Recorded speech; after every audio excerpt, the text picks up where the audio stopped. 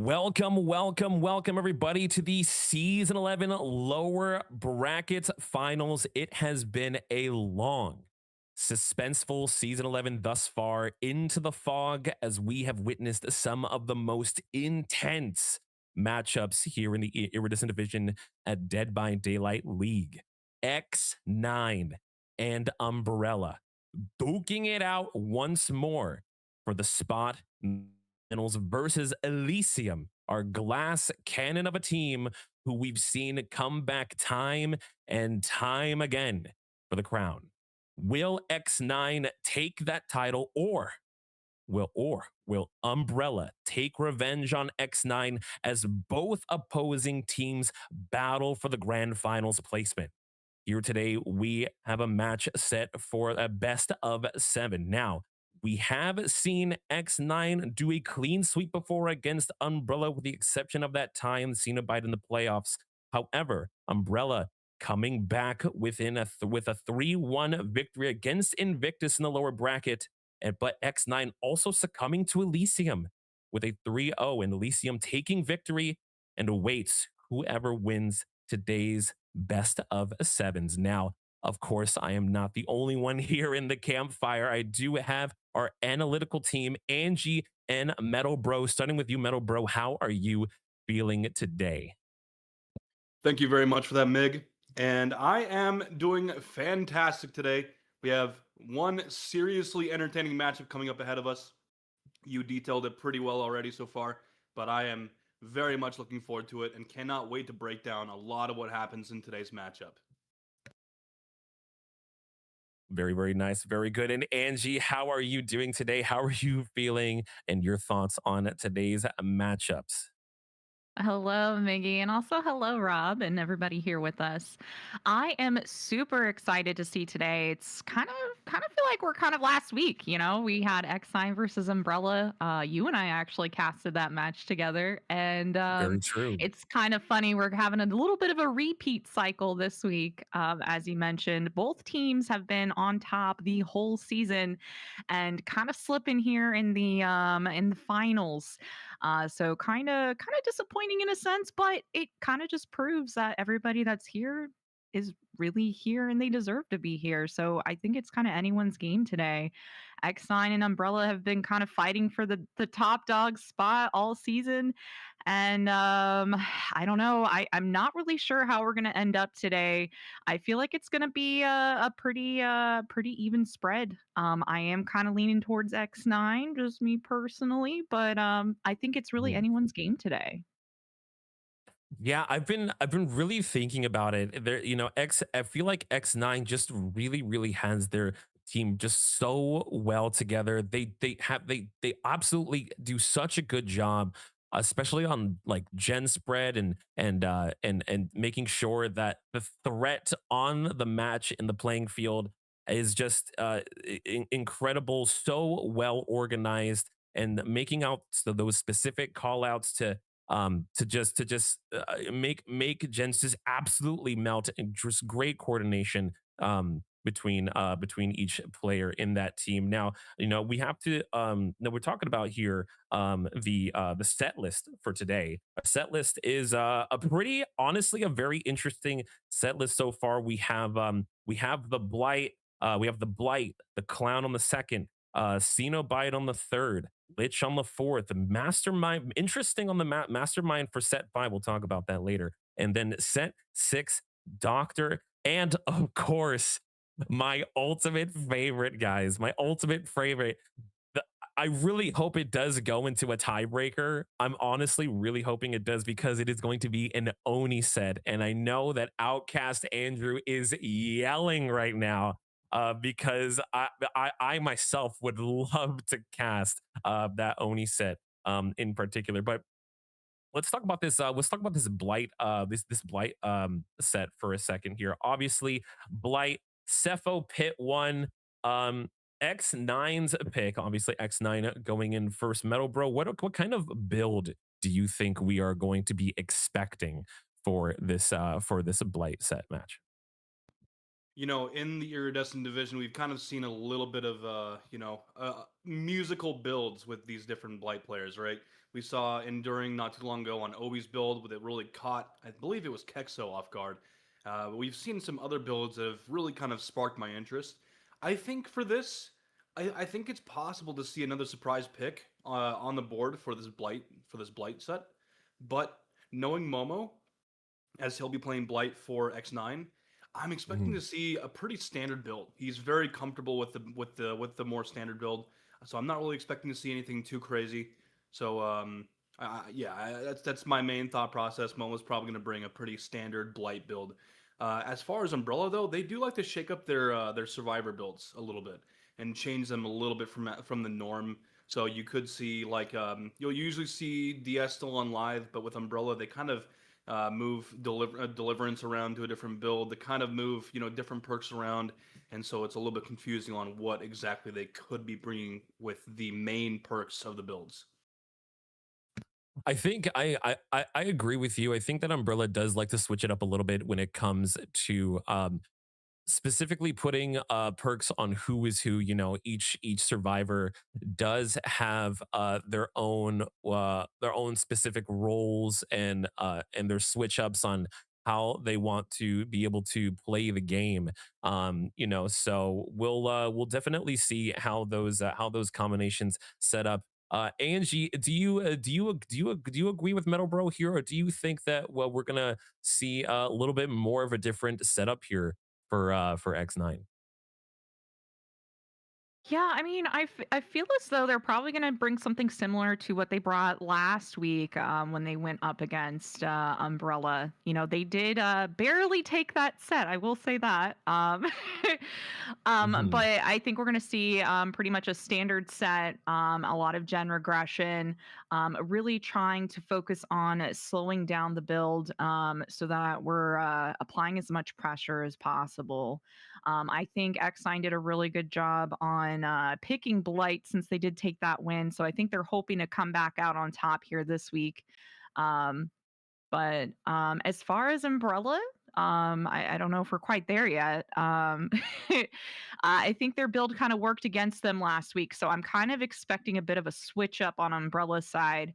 But I think we're going to kind of like Rob mentioned. I think we're going to kind of stand with a standard comp build, get some regression perks going here. Yeah, Momo being just an absolute goaded blight, pretty much the blight of Dead by Daylight, and it really I'm thinking also personally that we're probably going to go with a very standard, pretty much a very standard build uh for this set. Obviously we'll maybe potentially see some corrupt and maybe to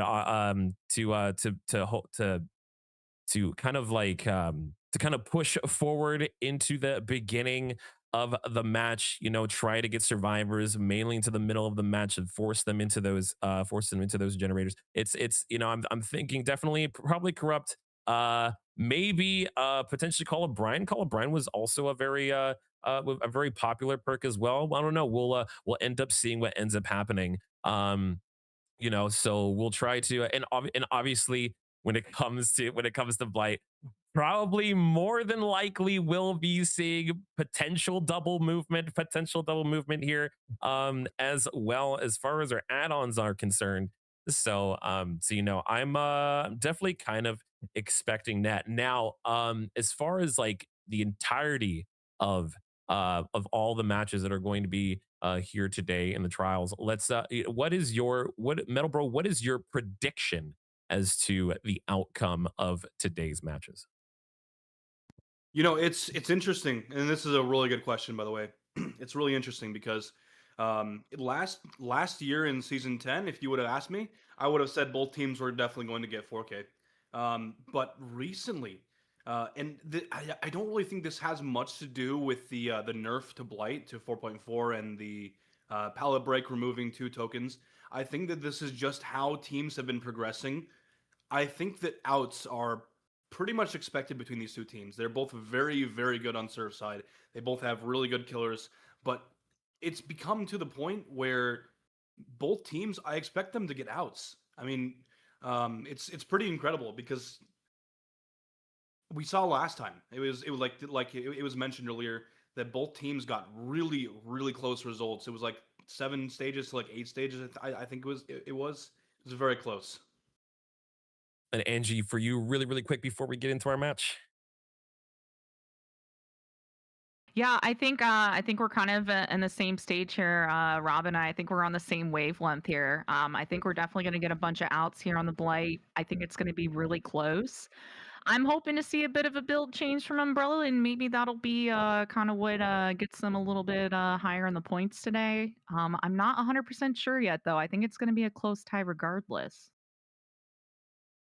All right, well said, both of you. And with that, we are going to be going into our very first set here. We're going to give it to our play-by-play casters. Of course, the wonderful Emmy and Cinter. Please take us into the fog.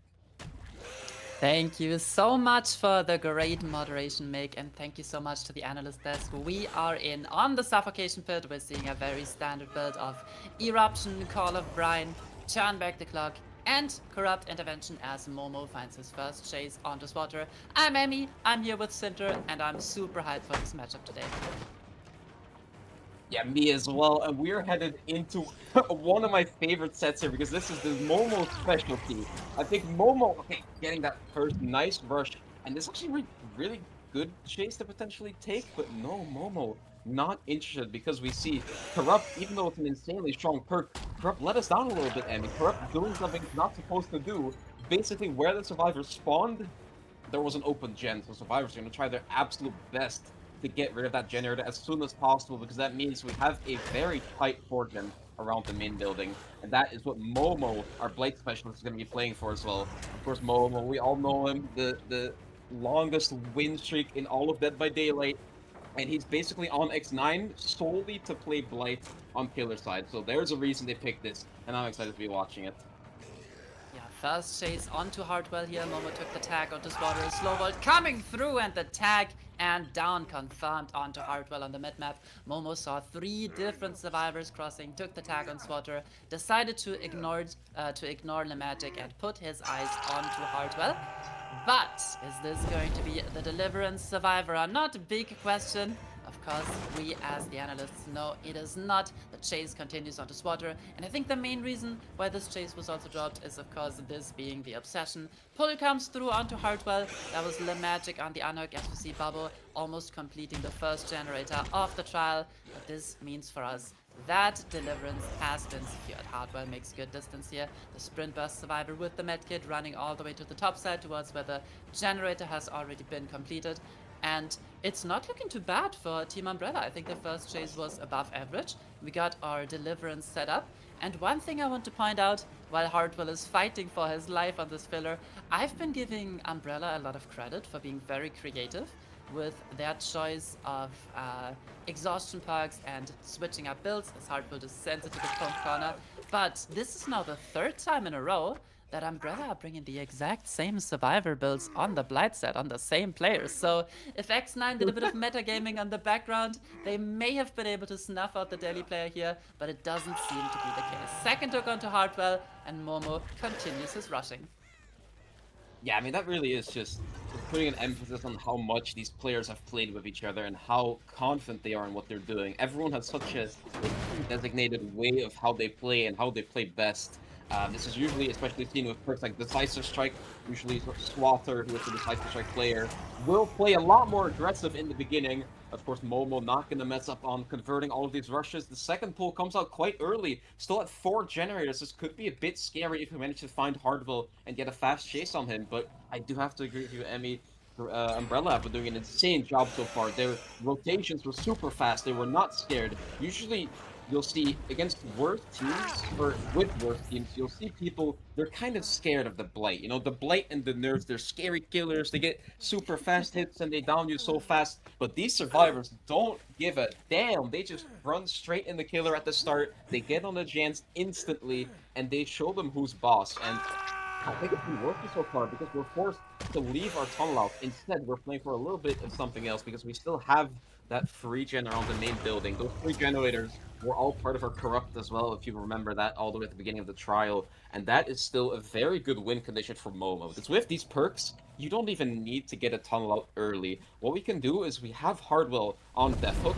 Hardwell is kind of incapacitated at this point. He can never play aggressive and he can never get on these generators deep in the corner of the main building, because if you do that and he slips for 1 second, he makes one mistake, then he's dead and we're going into the 3v1 anyways. So we have to play more careful now, and that's why we're gonna have to see other survivors rotating into the top side of this map.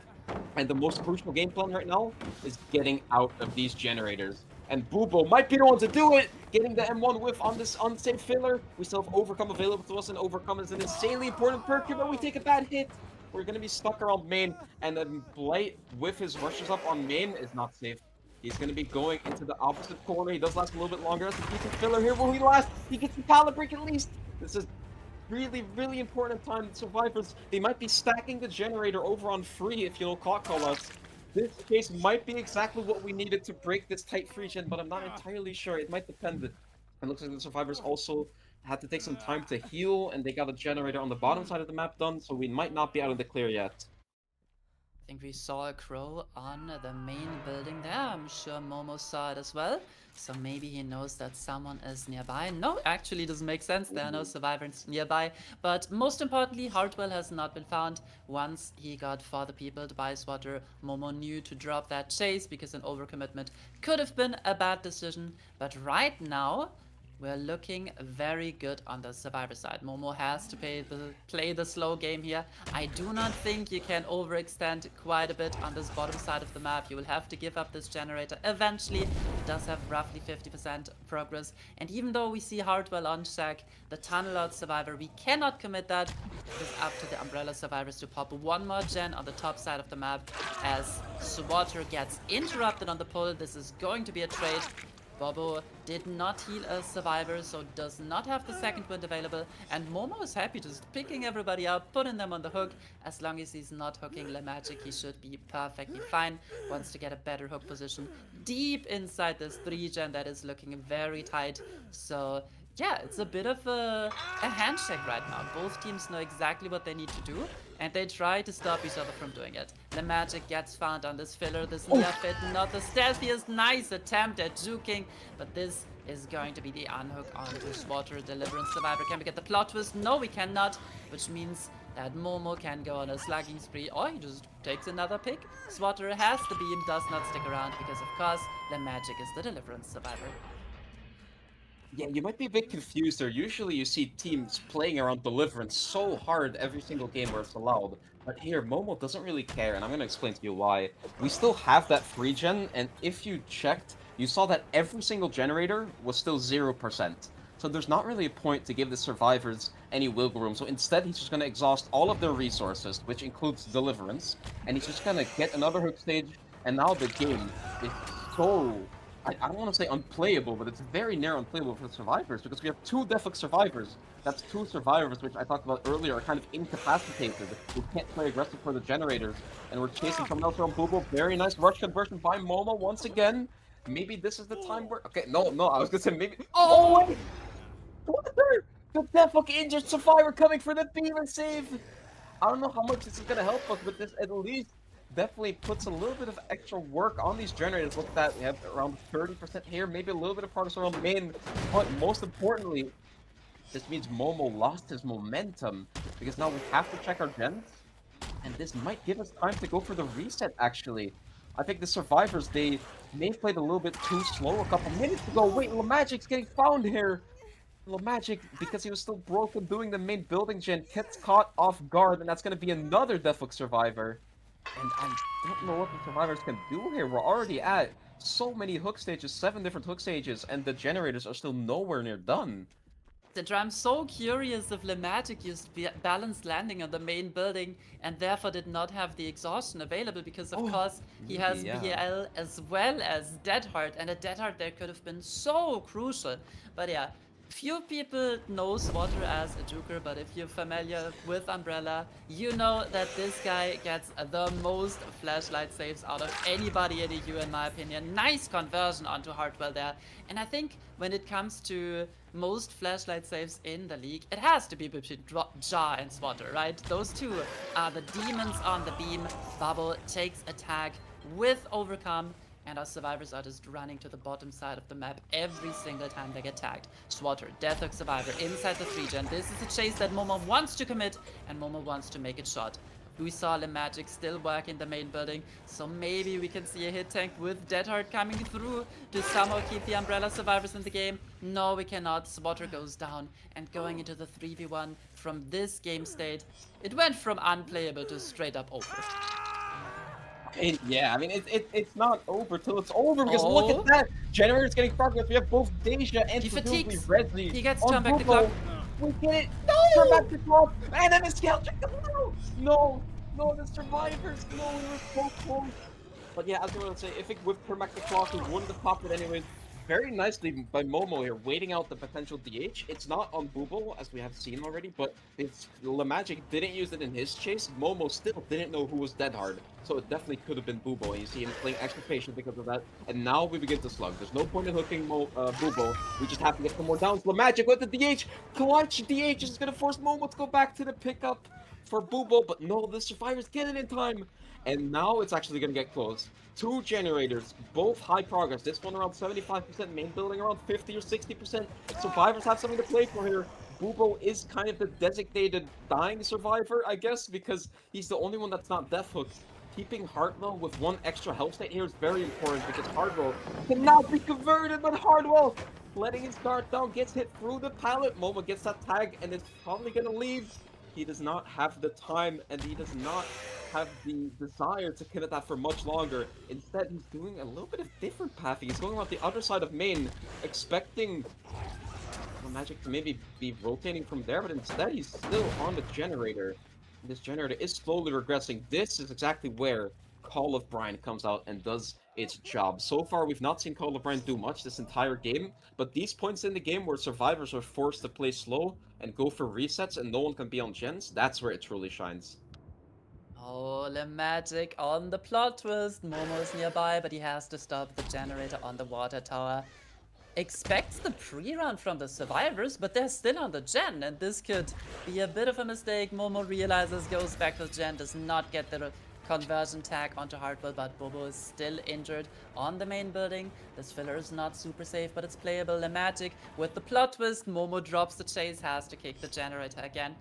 And what a clutch play by Momo there, realizing that he needs to fatigue early to get the interrupt of the gen with Turn Back the Clock. I know Turn Back the Clock has been meta ever since the first released, but just the awareness that if you don't do that, they're gonna pop the generator, super important. Now, Momo slugging Bobo, that is the only survivor you don't want on the ground, as you mentioned earlier. Hardwell gives a tag. I am not sure if there's still charges in that medkit. Magic playing for the pickup onto Bobo. Momo playing a slugfest over here, just walks all the way back up to the top side, and we're not tanking our teammate. Bobo goes down, but that is probably the better play for Umbrella here, because if Magic gets down, he's gonna get hooked and leaves the trial immediately. Nice tag by Momo. Do we leave the chase? We leave the chase, because this gen is still very close to popping. This is ridiculous. We've said that it was over already, that the survivors were kind of done for, but you have to give props to Umbrella. They're putting up such an insane fight here. Imagine you're going up against, well, I'm going to say it, the best Blight in the world, at least mechanically. He's the most consistent. I mean, okay, you can say he's not the best killer player, but he's the best Blight. Like, he's played the most Blight, he's the most consistent on his bumps, and I haven't seen him make any mistakes in his bump logic this game. Yeah, he played so clean. Still, somehow, these survivors are like creating spaces from thin air. They're somehow getting slight advantages and getting a little bit of progress and getting the resets. They're doing so much when it should feel like it's impossible. Like, I'm so impressed right now. I thought this game was already over, and I think it will still end in a 4K1 here. But honestly, the fight we're putting up is quite insane, because if we manage to hold out a little bit longer and Momo's forced to go a little bit longer without hooking Bubo, and maybe like the chases were a little bit longer at some point, which is kind of impossible to have any chases at this point because there's no pilots anywhere. Yeah. But if it lasted slightly longer, we could have maybe gone into a scenario where one of these generators loses its regression events. And for those who don't know, a generator, when it's kicked or hit with a regression event, it can only do that 8 times in the game. So especially with Eruption up, that takes away 2 every time you use it. But damn, Hardwell not going to be making it around Yeah. the T-wall. That is probably the end right there.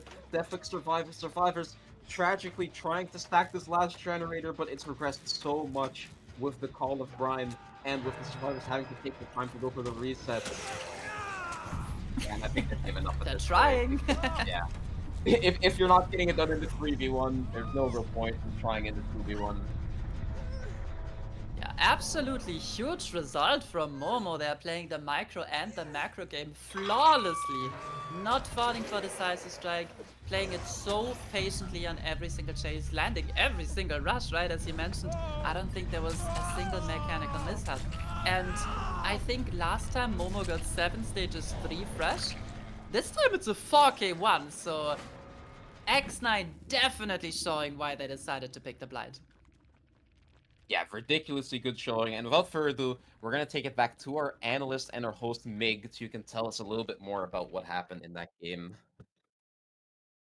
An absolute incredible 4K1. Momo never ceases to amaze me on how he's able to completely take over the game. Of course, without a struggle. I mean, we are talking about we are talking about Umbrella here. Honestly, Umbrella did such a good job on not obviously not giving up towards the end. They did a pretty much such a good job but being able to honestly to have that 3 gen in that match honestly was incredibly crucial to get done. I want to take it over to Metal Bro talking about that 3 generator opportunity. Metal Bro, how do you feel about that play in the time of the match? I think it's really important to kind of compare this match to the last one, the last blights that we had with X9 and Umbrella, and how different both of them were played out because the 3 gen was in play, right? So the last time we saw that Momo was trying to play for tunnel out in his 3 gen. This time he gave up the tunnel out and instead decided to play for fresh hooks in the 3 gen. I think that benefited him way more because I mean I'm sure we all saw the same 3 gen. It was an extremely tight 3 gen, and we had main 1 and 2. It's very, very tight, very compact 3 gen. And having turned back the clock in it was really crucial because we were able to stop a double gen that was at like 95%. It was very, very close to being done.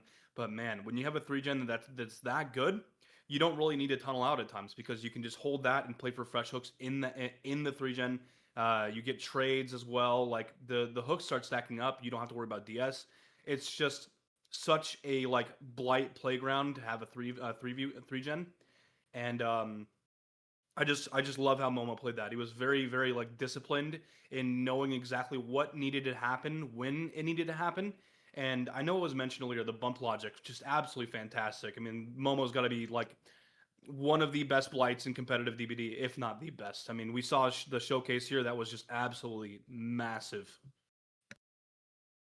Yeah, I agree. You know, just bump logic in and of itself is, I feel like, just incredibly difficult to master, and just Momo just really has such a high skill level to indicate where exactly you need to go in order to hit a survivor, in order to get them off of gens. You know, I also agree. Turn back the clock, such a powerful meta perk, as Emmy said earlier. It really does just give such an advantage, not having to pick a generator and use up all those precious seconds. Those precious seconds are very important. Now, Angie, talking about the beginning of that match. You know, we have the beginning of the match. Momo did honestly such a good job.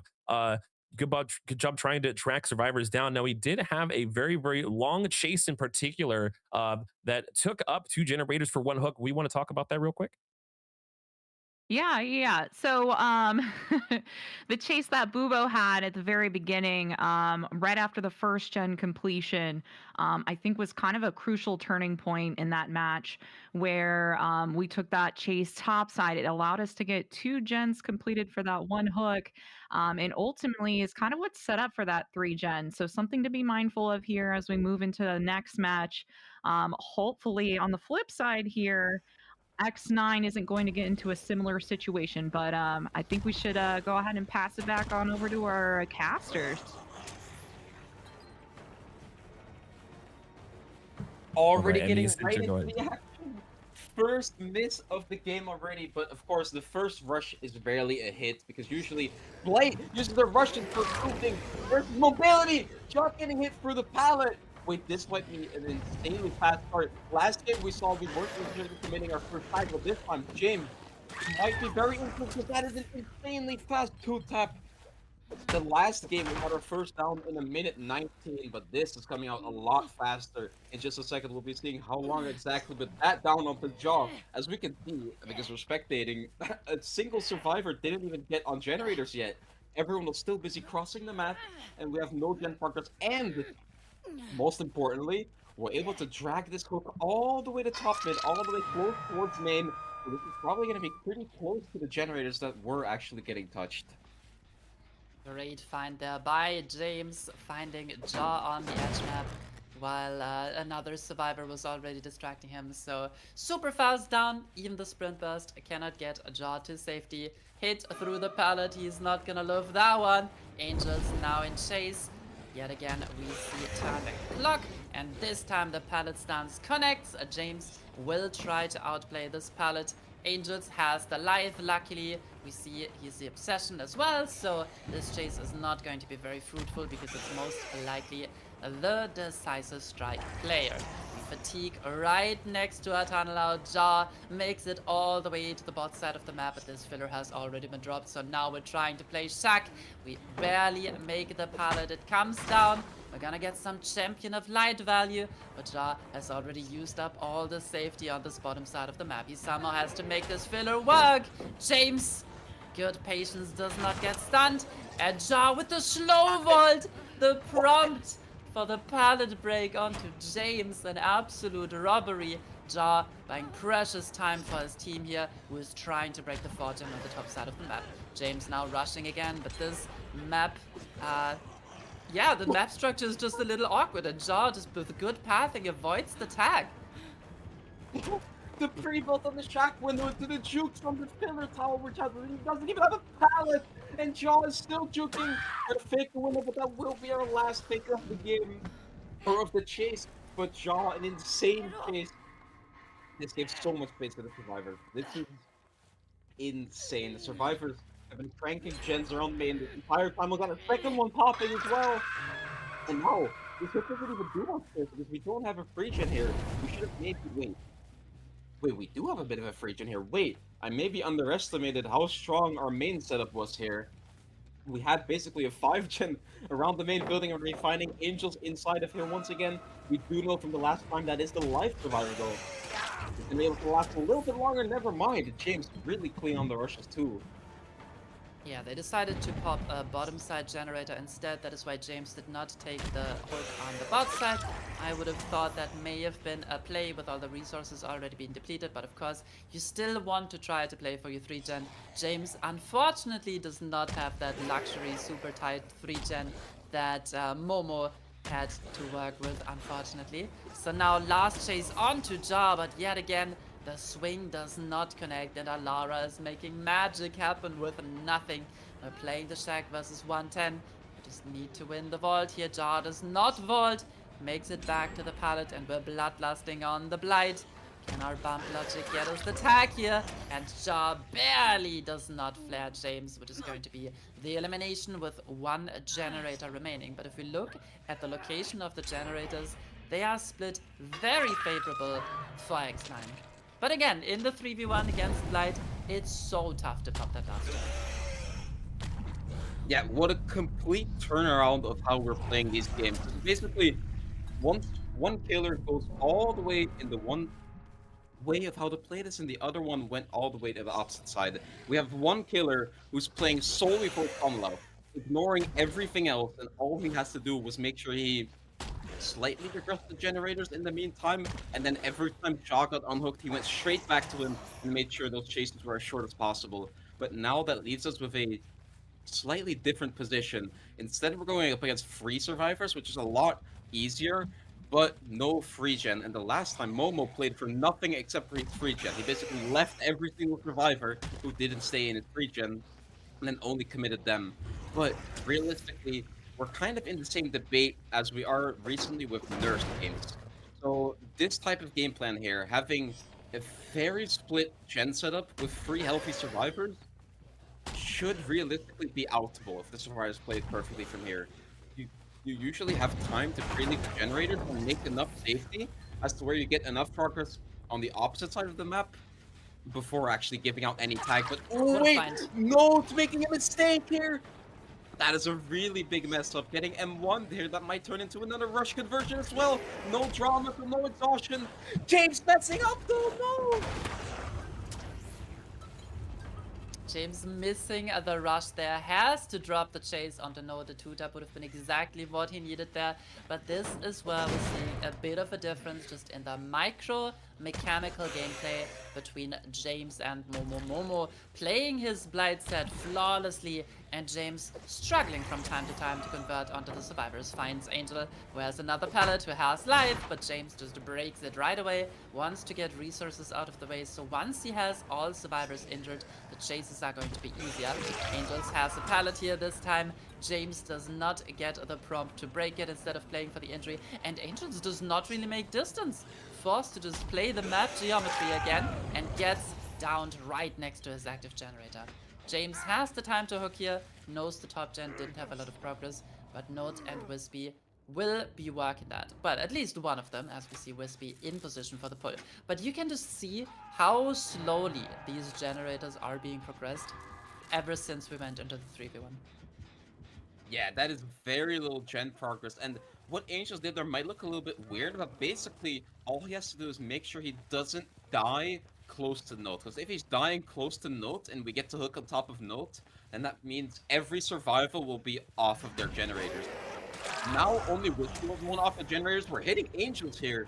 Very interesting play. I wonder if that's a bit of a mistake, or if we meant to do that. I feel like it would have been better to get the hit onto Wispy, but instead we're going to be putting Angels into the men's state. Survivor's probably going to be taking the time to reset, because we did see Wispy also has to go make it, so that reset's going to be very short. Note there. I'm pretty sure that was dramaturgy distance. Had a lot of distance throughout the palette, so very nicely delaying this tag here. Still have a pre-drop filler. This is one of the weakest fillers on the Macmillan state, especially when it's pre-drop, but Note making it work a little bit, buying some extra time. And as you said, it looks like what the survivors are doing here doesn't really work. It looks like these generators aren't progressing much and that we're not really getting anything done. But just like what I talked about in the last game, where maybe if survivors play well in the 3v1, you might get to a situation where James cannot pick the gens anymore. In this game, I feel like that's a very, very high possibility, because we have to spend so much time kicking the generators on a repeat, and I feel like we're gonna run into a position where we will get to the gen regression limit unless we somehow find Angels here, who is exactly... No, wait, this is Wispy, never mind. We left our chase onto Angels, but if we don't get a tunnel out soon, eventually we're just gonna run out of kicks, and there will be nothing we can do against these survivors to stop the last generator from popping. And the unfortunate thing is that you can never commit a healthy survivor. You need to find a chase onto someone who's already injured, and unless you want to lose that last generator and waste so much time. We see James has to drop Wispy again, has to cross the entire map to stop the top gen from being completed, and cannot get it down onto Note yet again. Beautiful play on these pallets, and James, he's stuck between a rock and a hard place. Really no winning play for him anymore. The gens are just too far gone. Can he get the tag onto Note? Can he get the down? Note has the pallet. Note wins the pallet, buys precious time for his team because of the 110 speed. He makes the pallet as well, gets the stun onto James. And I think James knows he needs the eruption, he needs the slug, but the last gen pops. And this confirms the win of the first set for X9. Yeah, amazing job here. I don't know what really to say about it. I feel like it just came down to some of these chases lasting a Yeah. little bit too long. We definitely had a chance, but it just showed James being maybe slightly weaker on the mechanics side has proven to be too much for Team Umbrella, and we'll be taking home a 7-stage refresh, which I think we talked about was what Momo took against Umbrella in their last matchup, but I don't remember exactly. So I think we're just gonna have to send it to our analysts. They should have all this information prepared, who know exactly what to say about this.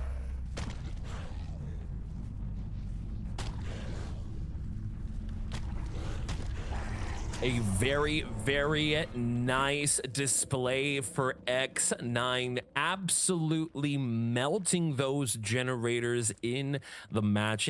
They just, every time that I see X9 play on serve team, like I just assume that those generators are just going to absolutely melt away, and it puts a lot of pressure on our killer on the other side for Umbrella. Now we definitely have to touch up on that on that on Jaws ability to make such a long chase in the middle of that match. Metal Pro, do you want to talk about that? Goodness, that was such a good chase.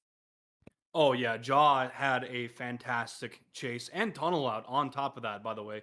Um, Allowing four different gens to pop for his entire tunnel out was really, really good for X9. And I mean, even that first chase, while it didn't last too long, that's not always the most important part of the match, right? You can always see like a much shorter chase eventually lead to a better result depending on the death spots and then the other chases afterwards. I mean, the every chase aside from the first chase that Jaw had was not only it was in the best death spot for the team, but it was also lasting. And that was very, very important to X9 being able to pop all five gens there. And I mean, one thing that I really wanted to touch on from the killer side, James is a fantastic Blight player, very, very strong, of course. But one thing that I did notice that Momo was able to do that James just didn't really, it felt like James didn't really have the time to do, was to, between hooks, go and apply eruption. He was playing for tags here and there. He was playing to make the survivors waste their exhaustion perks, but was never really able to set up eruption and call O'Brien. I think he was able to set up I think he was able to use turn out the clock once, but aside from that, the gen regression just wasn't really coming through in the mid game before Jaw was tunnel out. So I think that that's one thing that really helped X9 out. They weren't really too punished by, and that's I think why they were able to get so many gen slams so fast. Honestly, I definitely agree. There was certainly a point towards the end where I feel like I feel like it was just a little too late for James because there was a certain point where I feel like he was trying his best just to get anybody on a hook, preferably anybody that was that needed that fresh hook, getting those fresh hook points is obviously super crucial. But let's talk a little bit about like that survivor gameplay awareness because Angie, I know that you love the talking about the macros here on survivor gameplay and awareness. So take us through that a little bit as James was trying to find most of his hooks. Yeah, it's a great question.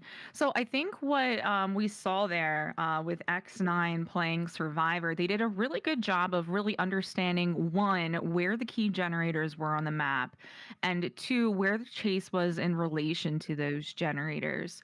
So the person that was taking most of the chase, as we mentioned, was Bubo. And so he was very familiar. He knew he was the tunnel out.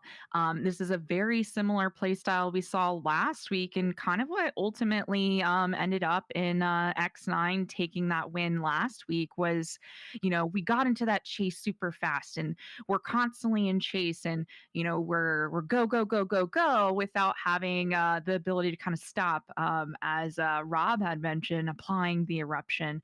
But the survivors knew that was the gameplay. They allowed that time where we were getting that tunnel out, we were getting that chase to lead the killer where I need to lead the killer to allow us to set up for that perfect 3-gen. And as we saw at the very end of the match there, we had 3 gens. Yes, they were kind of in a line, but they were spread far out across the map. So we had a gen on the top side, a gen on the mid side, and a gen on the very bottom side. And that's kind of what really allowed the survivors at the very end in order to move into those escapes, was the fact that they were able to pressure so far away. Blight has the ability of making a ton of distance on the map, but he does have cooldowns, and it's not infinite speed. So he has to get there before he can apply it. And while he's going to the other side of the map, these survivors are on comms. They're talking to each other. They know as soon as he leaves this gen, he's headed to you. So they have a heads up. They're already pre-leaving. And I think X9 did a really good job on setting themselves out. And I feel as though the communication was very well known there with the way that Bubo took that chase, and he led the killer exactly where he wanted to. He took him on a grand tour of the map. And that's ultimately what kind of led to that win there, I believe. Very, very well said, Angie. I definitely agree with you. Now we're currently about to get into our second set here. It is going to be Clown on Wreckers. Oh boy. Oh, do I hate going against the Clown? What are both of your guys' prediction here? Starting with Rob. What do you think your prediction here for the outcome for this Clown set between X9 and Umbrella? Well, it's going to be difficult because Bubo is a fantastic M1 killer, but at the same time, this is one of the sets that X9 has really come around on. I mean, if I was to say any team would be like the best at this set, I would say probably Invictus, but X9 has recently been absolutely killing it on this set, and they've even been taking the set from Invictus from time to time. So I think that X9 stands a very formidable chance of taking this set from Umbrella. And Angie, what are your thoughts really quickly on the Clown set here? I think it could go either way. Again, I mean, last week Umbrella barely beat Invictus by 1 generator, and as we know, we have 2 very highly familiar killers here. We're loading in with Bubo on Umbrella. I think we're potentially looking at a tie. Right, we'll give it over to our play-by-play casters, Emmy and Sinter. Take it away, please. Thank you so much, Analyst Desk. Fantastic work. We see Bobo on the Clown, finding his first chase in Jar yet again. Reading the palette a little bit, and of course, this is where the speed differential comes into play. Great patience by Jar, wins the 50. Bobo forced to break the palette. We've been seeing a lot of Dragon's Grip on Clown this season, and it's missing from the build. We're going for some classic Pop Eruption, Sloppy Pain Resonance instead. No Corrupt Intervention, and Bobo just has to drop the chase because Jaw's RNG is insane. Has the good buzz, has the jungle gym, and Bobo has nothing to show for. Great start for X9, Cinder.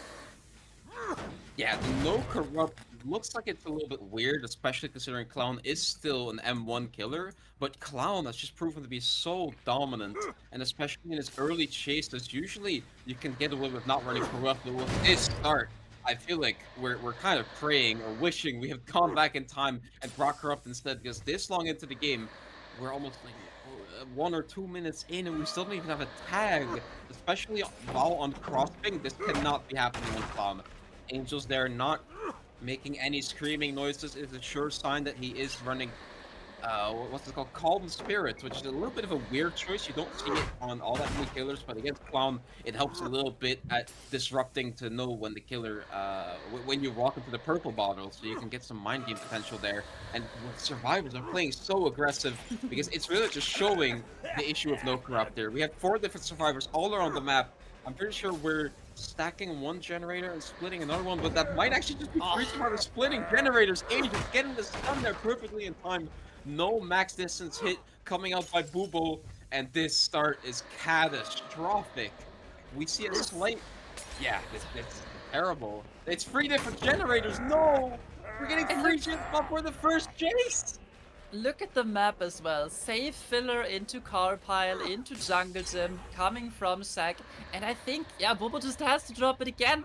Angels actually send it away. Bobo calls the bluff. But this is a down, full edge corner. And yeah, no pain residence nearby. Pain resonance, my bad. And the first hook for 3 completed generators. I think there was one more reason why Angels was trying so aggressively to get on that generator, and one more reason to bring Calm Spirit, and it is because Angels wanted to check if Dragon's Grip is in play. Because if you Calm Spirit, you can touch Dragon's Grip without alerting the killer, and then the entire team knows that the perk is not in play. Currently, they know about 3 perks, Eruption, Populous the Weasel, they know now, as well as Lock Butcher, so we all expect Pain Resonance to be brought, and potentially they're gonna just aggressively work generators, but yeah, I think that was one of the reasons why Angels was posturing so aggressively. You see it here, another very safe filler, the car stack, and Angels is on the perfect position on the map.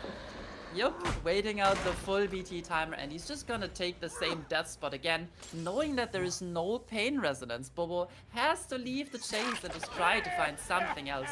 Finally gets a tag onto Note here, but he needs so much more than that. Yeah, I'm sorry, I don't know what Bubo's doing there. We just wait out Angel's BT for 15 seconds to stand there doing nothing when we know we can't commit that. I mean, we know we're in a game state where if we try to go for a tunnel out, all the gens will be done, and then maybe we get the third hook out to Angels in the end game. But tunneling is just absolutely not an option. Like, there's no point in tunneling anymore. So I feel like we should have realized that earlier. Maybe tried to get a tag on the survivor who was unhooking. Maybe they were out of position a little bit. But instead, we just wasted so much time all to get rid of one strong filler, which, okay, sure. It's smart to get rid of fillers. I think it's also Ja who always says deplete, deplete, deplete on some sets, and Clown is definitely a set where depleting resources can be really strong. But I don't think we care about one pallet when every single generator is done at two hook stages. Like, I'm sorry, but this is not the game plan. We just need to pray that we go around the map and get 1 or 2 taps so that we can get a couple of pain res procs, so we can get some value for Pop Eruption.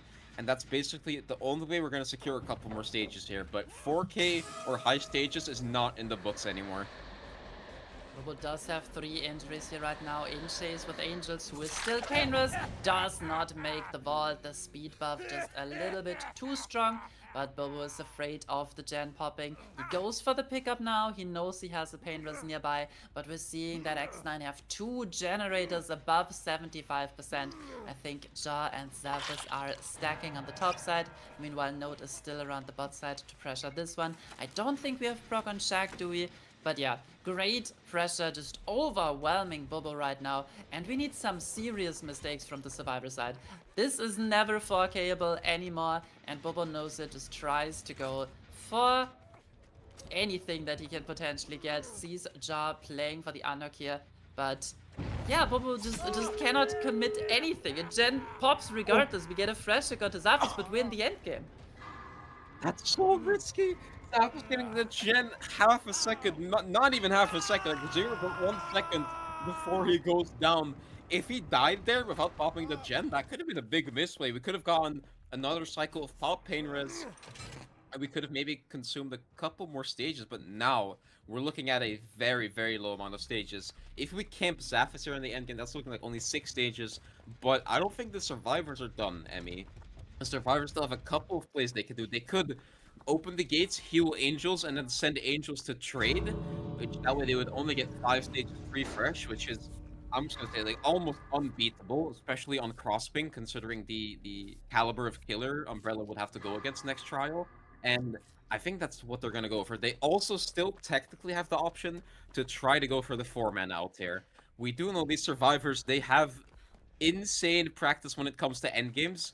X9 has been the team that's doing the unrestricted win rate or win streak on Survivor So they're going for 4 outs or 3 outs almost every single game. So they should be very well versed in these endgame scenarios. But yeah, it's looking like they're just gonna play it safe.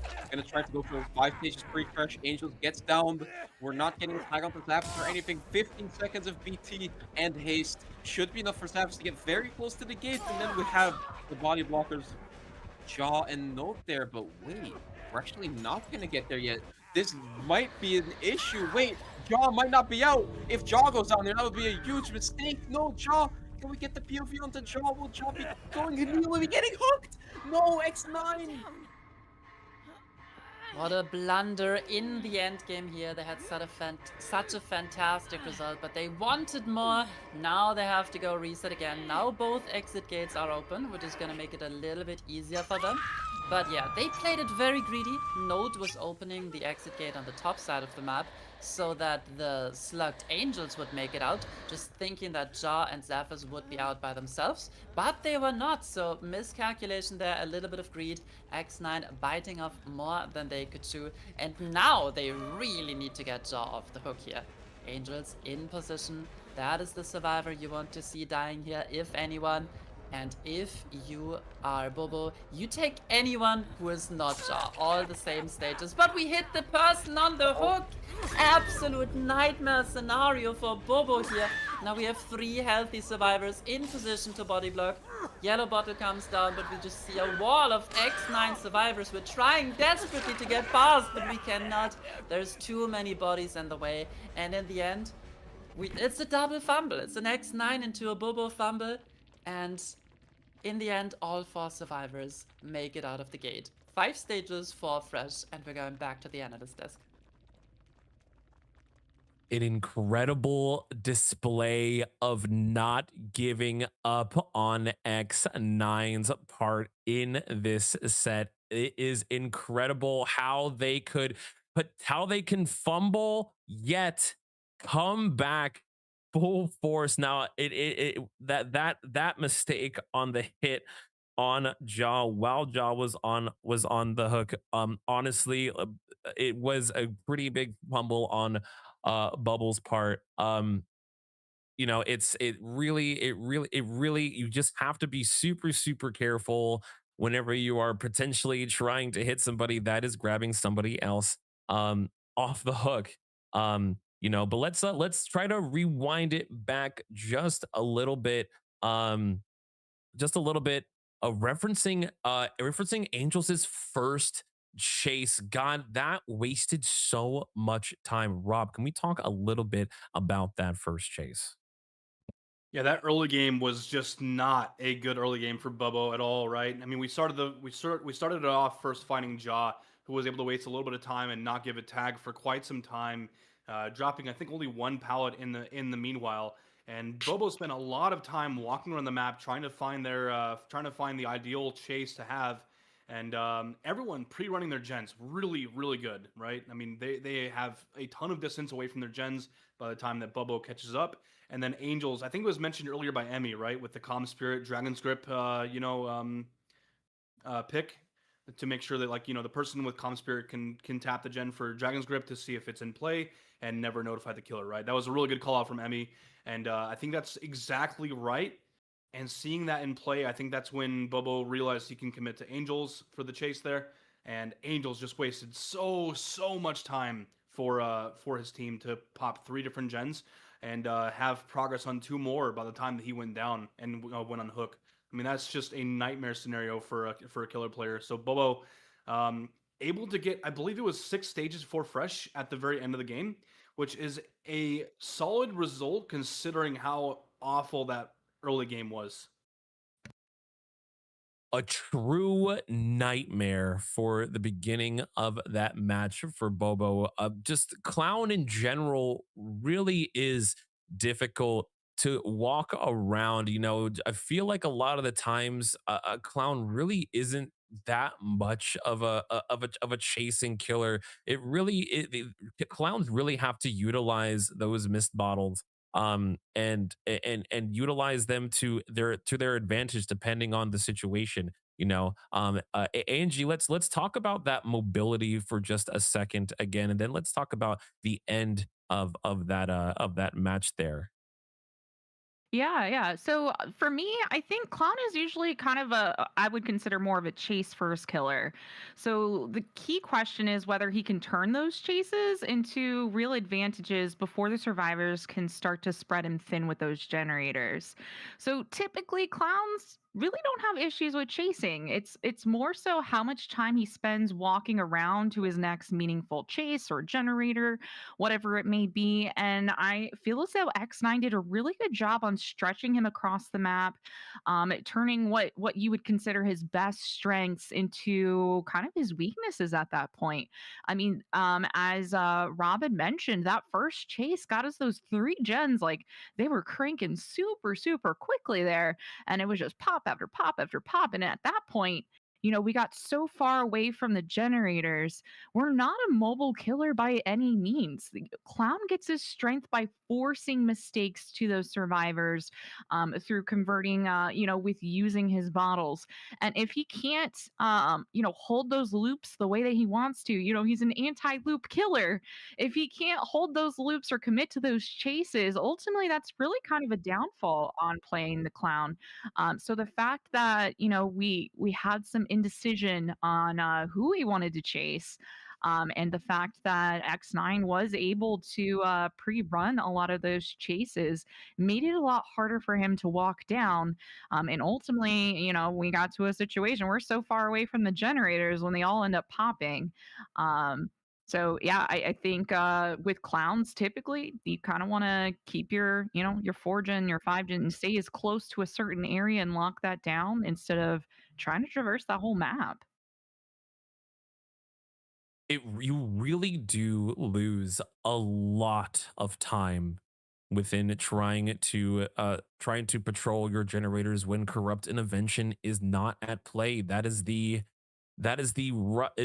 roughest part of the match when you can't patrol as much as you want to. That's what corrupt intervention is there. It really provides that protection, and it forces survivors to go into middle of the match. They're more likely to spawn in corrupt sides. So corrupt intervention does have a lot of it has a lot of value for sure. And not having this is kind of that end result. But we are heading in now to the next clown match here. Clicks now next. Wispy now on to Clown against Umbrella. It is I'm really interested in seeing the turnaround in what Wispy can do against X9 on Clown here at Wreckers. So we're gonna go ahead, bring it back to our play-by-play casters. Emmy, Cinter, take us back in. Thank you so much, Mig. I'm excited for this because Wispy, if you remember, we actually didn't see him in the last trial. So X9 in the past, like 1 or 2 years ago, it was basically just Wispy and friends. But the team has evolved so much. It's turned into this NA super team with so many star players, so many strong players who all on their own should be considered among the best players in the world. But now it's turned into a more full-fledged team. Wispy sitting out on the survivor side because he's practiced on the killer side. They've probably done internal scrims as well. And look at this start, Emmy getting it down this fast. And we don't see someone for the flashlight save. Very well done by And the Wispy, skill check. looking around for it. Yeah, so did you just find 2 survivors from Umbrella completely out of position? We don't want to be looping with friends, we want to be efficient on the gens.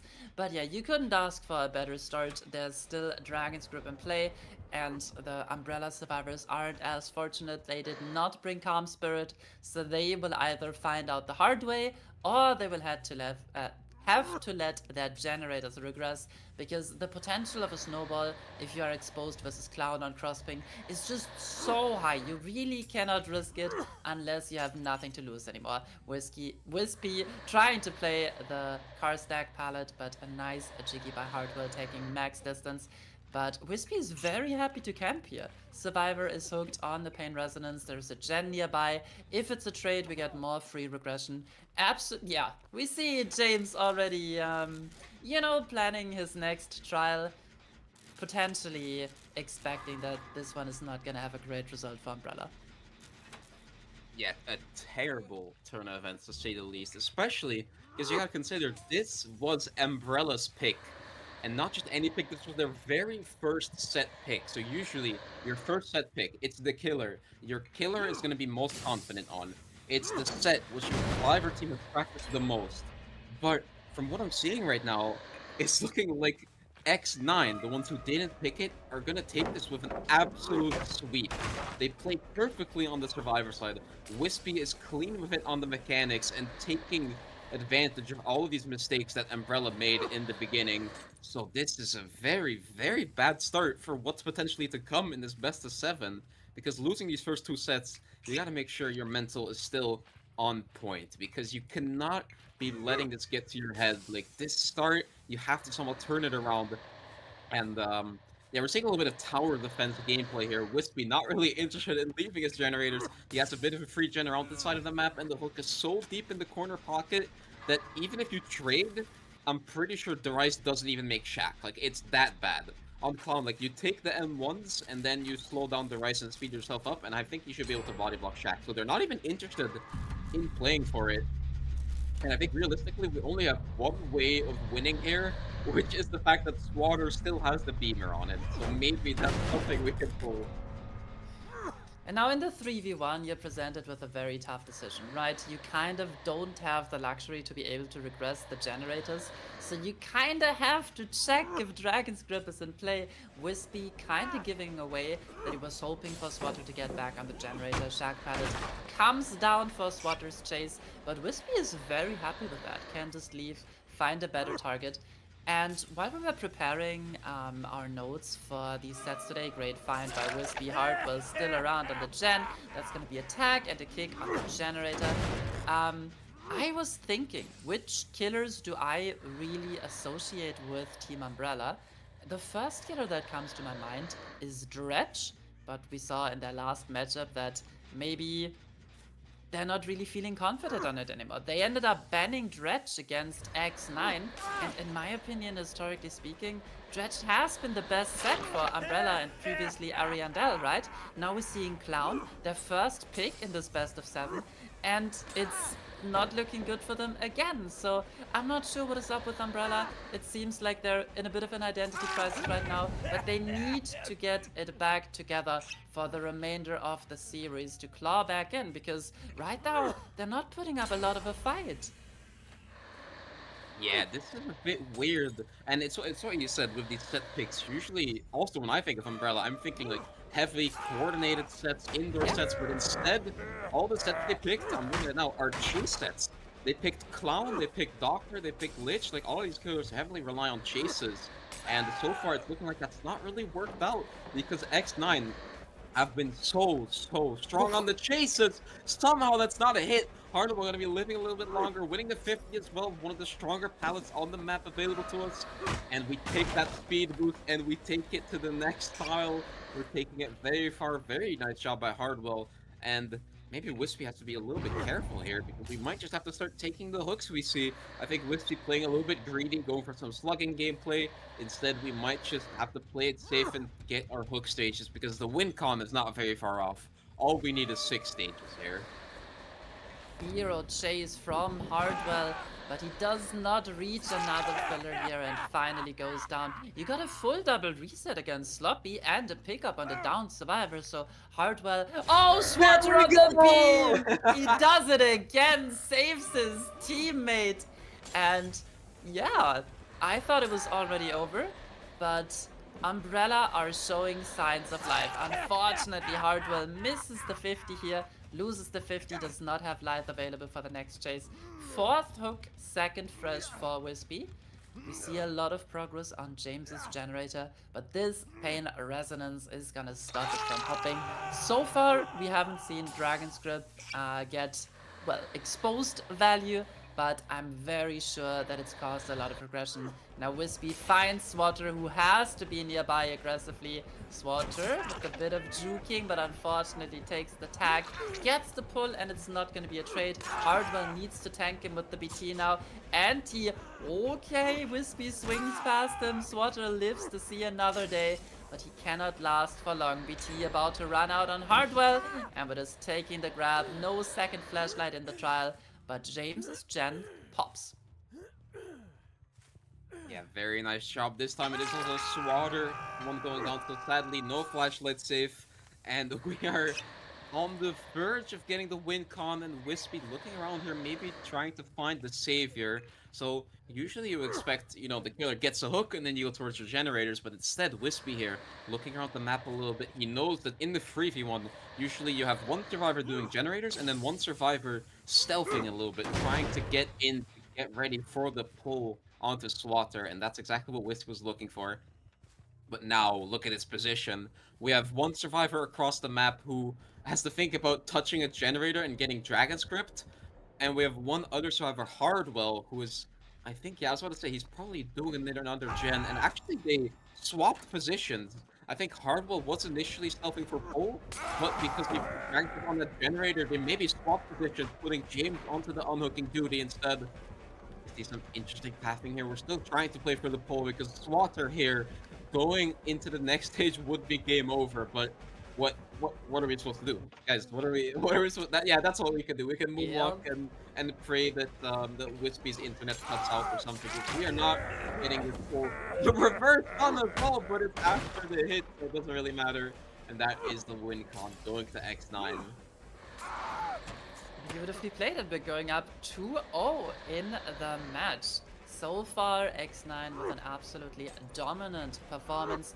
Nice pathing by James, nice moonwalks by James, gets the stun, gets the pull onto Swatter, but of course, the win condition has already been met, so Wispy not too concerned about not getting stunned there. He is gonna be happy, finds Hardwell in the distance, giving him a couple of nodders.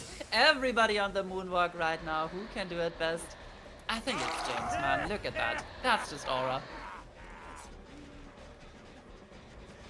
Alright, it's looking like the survivors not too anxious to play it out. I wonder if this is a sign of them being tilted or a sign of them still having good momentum, and that they're like, alright guys, it's fine. We lost these first two, but it's of course a best of 7. So we have more than enough time to bring it back. We still have a lot of different sets, and sets that are hopefully going to look very different to how this game's been doing so far. Hardwell, our final remaining survivor. I wonder if he's going to even give us a chase, or if he's just... Okay, we'll be checking around. We did hear the pain res onto Hardwell, so we should know he's around here. But yeah, what a game. I feel like, sadly, this game was kind of over before it started. We saw a first down in around 30 seconds, and 2 survivors were stuck there, and there was just nothing the survivors could do right from the start. The only way they could have played is if they somehow got a free pull, and then after that we saw some insane chases from our tunnel, but Wispy didn't let any of that happen. Wispy never let his guard down, and he made sure he played He safe can and he got can those do it couple of too. stages. What? Wait, Wispy on the moonwalk. Cloud's kind of clean with it. God damn. Okay, before things get too silly over here, Analyst Desk, please take us away and help us find some sense in this set. What an emotional display of gameplay between X9 and Umbrella. Of course, the win con wasn't too difficult for Wispy. Of course, like we said earlier, first down being very, very quickly. Darius getting out of the match being a 3v1. Let's definitely talk about that early gameplay. Rob, take us in. Absolutely, yeah. No, that early game was very, very good for Wispy. We got it down at 38 seconds into the match, which was humongously different from the match before, where it was well over 2 minutes. So that was extremely good for Wispy. I mean, I think Darius did die in a good spot for the team, but 38 seconds in is unfortunate for Umbrella. So the main thing that I really want to talk about is like the early game just went really well for Wispy, right? But one thing that I did notice from Umbrella is that they let Their Eyes die to get more gen progress. And that was ultimately a, I would say, a good decision considering the start they had. Had it been any other way around, had the start been a little bit better for Umbrella, I would say that was a very bad decision. But considering how terrible the start was for Umbrella, letting Their Eyes die to get gen progress there was not a bad idea. It was the only way they were going to get down to 1 gen remaining, and maybe go for a play into the win condition. But ultimately, like it was mentioned earlier, the win condition wasn't too difficult for Wispy to achieve. So it was just going to be difficult for Umbrella no matter what. I just think that Umbrella had to do something. They were thinking quick on their feet and decided, okay, let's just let Their Eyes die and just slam gens as much as possible while Wispy camps them out. And I think that that was a good attempt. It was a good idea, but ultimately just not really too doable in 3v1 versus Clown.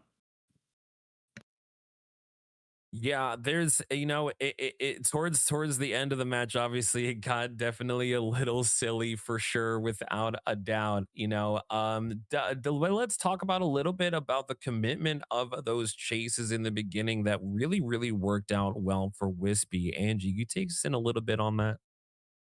Yeah, yeah. So it was almost like we saw two polar opposite games there. We saw Bubo loading in, and I was talking about it when we were loading into this match, where he spent so much time going across the map, losing those chases, and really kind of falling into that indecision. But on the flip side, we load in with X9, and Wispy is just, he is locked in. He gets that first chase, he's locked in. This is the first person I'm going for, and I'm not stopping until he's on hook. And we got that hook in less than a minute. And so Wispy, I think, had a completely different mindset moving into that match. He locked down those chases. He found his target. He identified the tiles he was in. He figured out the weak points, and he just full on sent it. He committed to the decision, that gut instinct that he had. This is who I'm going for. This is what I'm committing to. And through that decisiveness, that ultimately translated in the gameplay that we saw. He didn't waste any time. He knows that Clown isn't a very mobile killer. He has to utilize the time to the best of his ability, and every single chase needs to be as tight as if it would be like a survivor, hugging as close as they can. Every single moment, every step that a Clown takes is just as important in closing that distance. Yeah, making a very strong decision to take Darius out in the beginning of the game. I definitely agree with you. Clown, whenever you're playing Clown, making strong decisions and sticking with them. In this case, taking Darius out of the game, I think was a very good decision on Wispy's part. There is again, like using that mobility to kind of sandwich survivors into a corner and making their mobility obviously slower using those mist bottles. It really just puts a disorienting damper on survivors, because if you're getting tunneled out by a Clown, you're gonna get tunneled out. You know what I mean? The only thing honestly saving you really are the resources and the communication that you have left with the rest of your team. And obviously Umbrella really was really wanting to try to get as good of a meltdown on the generators as X9 was in the previous match. So I think they tried to do that, and they tried to make those commitment, but it honestly just unfortunately did not work out for them. These have been super emotional back and forth gameplays. I think that Umbrella definitely were just being good sportsmen like towards the end, being absolute goofy goobers towards the end of that match. We still have a lot more sets to go through now. The next set being Cenobite on Dead Dog Saloon. Good old DDS. This is X9's pick on the Cenobite. Now, we did watch this as well. This was a tie in the beginning of the playoffs. X9 versus Umbrella. Cenobite, they did tie on this set, so I'm not entirely sure if it will be the same deal as it was previously. We're gonna see who exactly is gonna be on top of this Cenobite set. So I'm really excited to see the ending of this, and we are now going to take it back with our play-by-play casters, Emmy and Center. Please take us in one more time.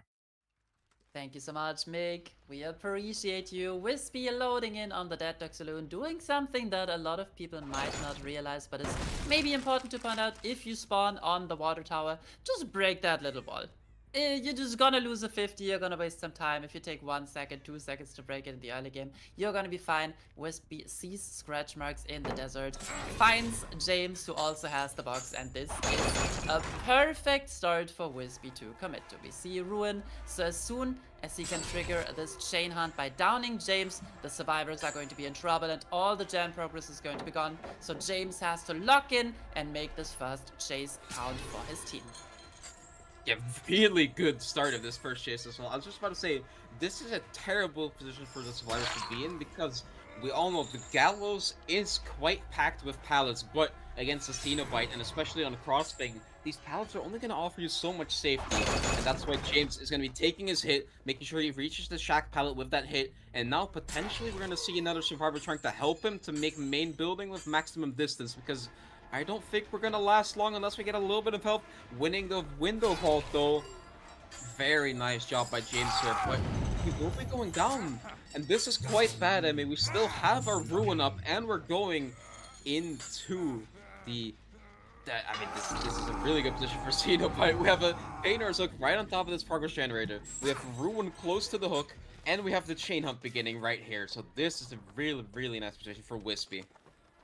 Yeah, and it feels like none of the survivors are in the position to do anything, right? We saw some proc of main, but of course Ruin is gonna take care of that. We're rotating for the box right now. Hardwell is still trying to progress main while being attacked by the chains, and Darius is finally solving the Lament configuration off at the distance.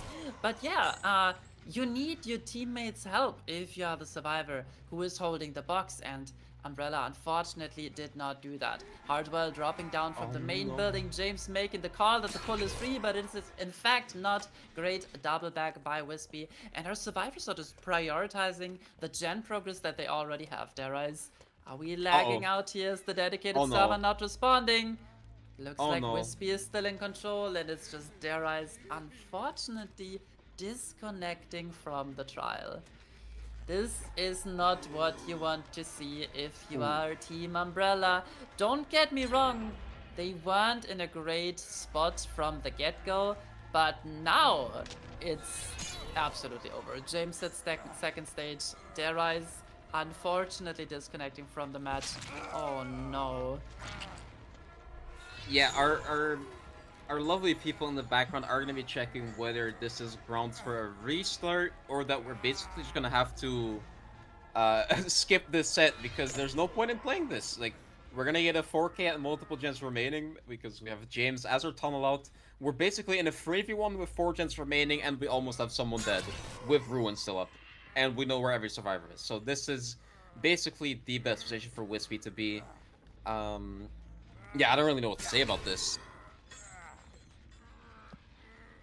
Okay, we're getting some information on the backgrounds. Of course, the players are screen sharing their game. They're providing screenshots of what's going on. And it was Darius getting the message, dedicated server not responding. Crisis averted for Team Umbrella. And maybe we can go into a no-fault restart with a fresh mindset. But what we've seen from the survivor side was not very promising. Analyst Desk? Yeah, very, very unfortunate for that DC. You know, I mean, what can you really do? You know, I mean, we try to have that exit lag. You know, we want to be able to have a really good connection. You know, and it really just it really is super unfortunate here for our survivor team. You know, really nothing we could do. It is on, it is, Papa behavior, duking it out on us again and again. You know, nothing really like we can do. We just have to set it back up now. You know, and we'll wait a little bit here. You know, unfortunately, we have like those perks now that some of the other team already knows in advance now. So that is kind of like it's kind of an unfortunate thing. Darius now back on in. So we are currently just waiting for this rematch up again. It's what can I say, guys? What can I say? It really is. It isn't Dead by Daylight without something bugging out, without somebody taking on some lag. It's it really is what it is.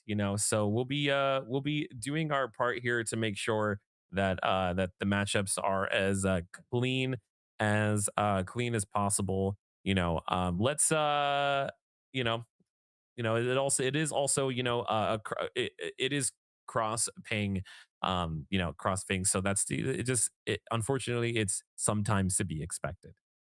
So let's see what let's talk about a little bit from what we've noticed so far from that matchup.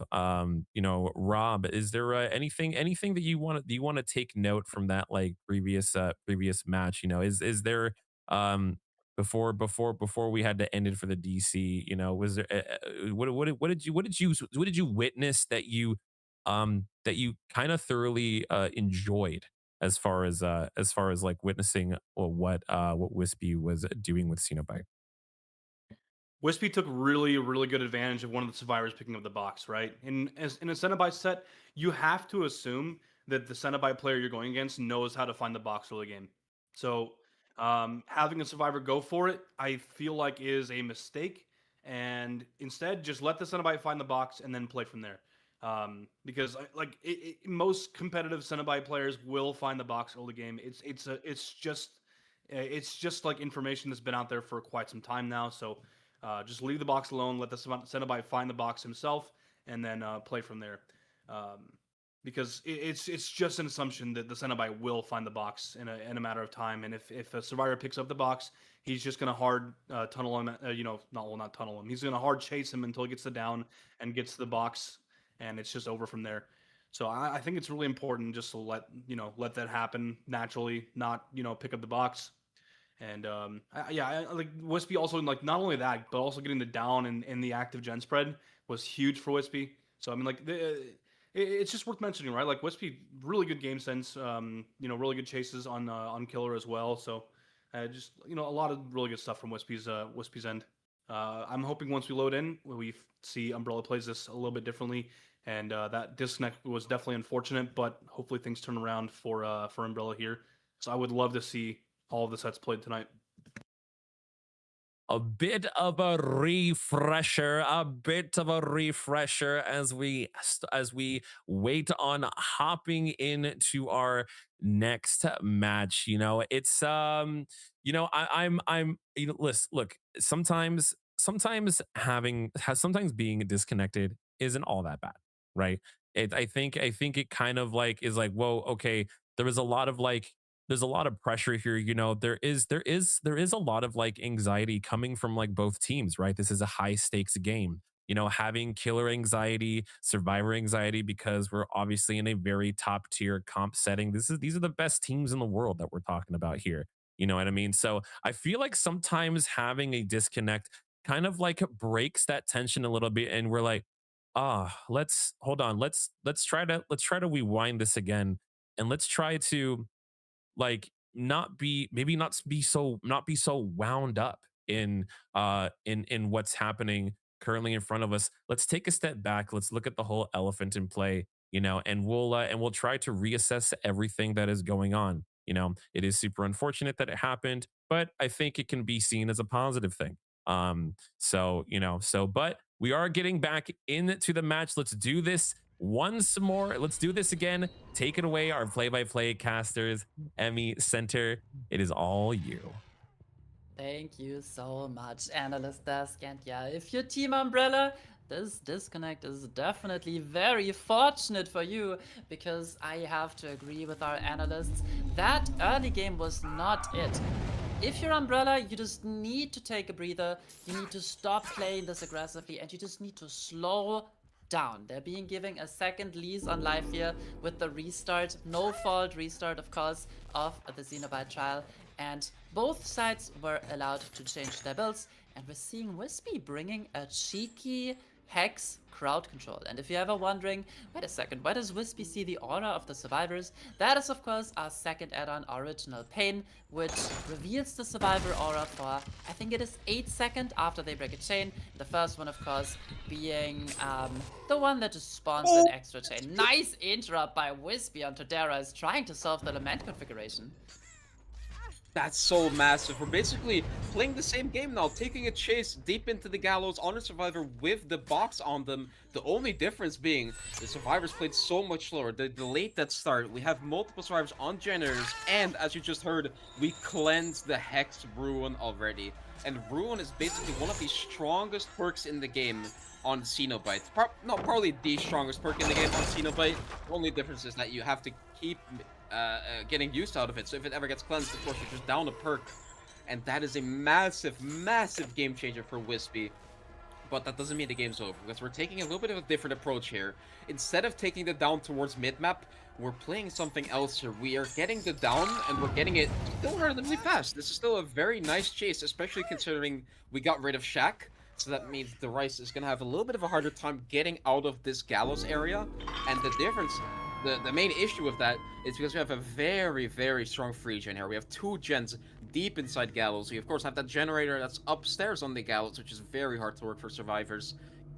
And we just got our hook on the boxed survivors. So everyone across the map is going to have a little bit of gen slowdown. Those generators are going to go a little bit slower as you have to dodge and break the chains repeatedly.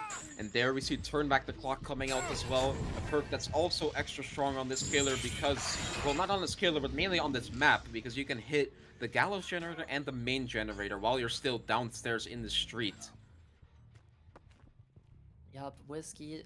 Oh my, I keep saying Whiskey, I'm so sorry. Wispy trying to do some cleanup on the main building, preparing the breakable walls. First generator pops, and he's just trying to stop the cross from the survivors. But yeah, much better early game, even though Umbrella have a tight 3-gen to break around the gallows. In that last game, they were never playing to complete 4 generators. So much better, much more coordinated, much slower. And this is really what I needed to see from the survivors side. Hex crowd control has now been revealed, but luckily for Wispy, it's right next to the hooked survivor, so very good RNG on that one. James generator at 95%, Bobo also has a generator at roughly 90%.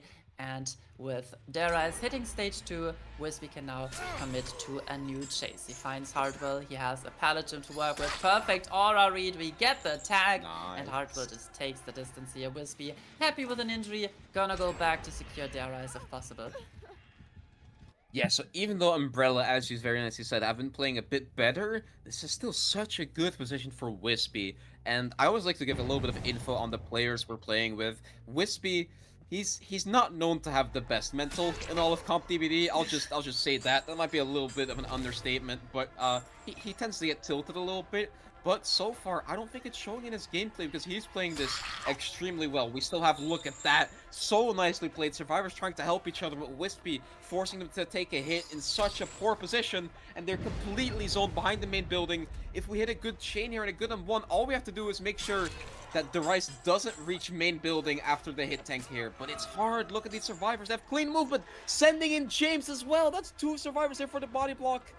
And it looks like, wait, hit through the staircase? No, I think Wispy tried to swing around James and go hit the Rice while he was on the staircase, but instead we're forced to take the hit on James, and James is forcing Locker, which we're actually taking. This is such a turn of events.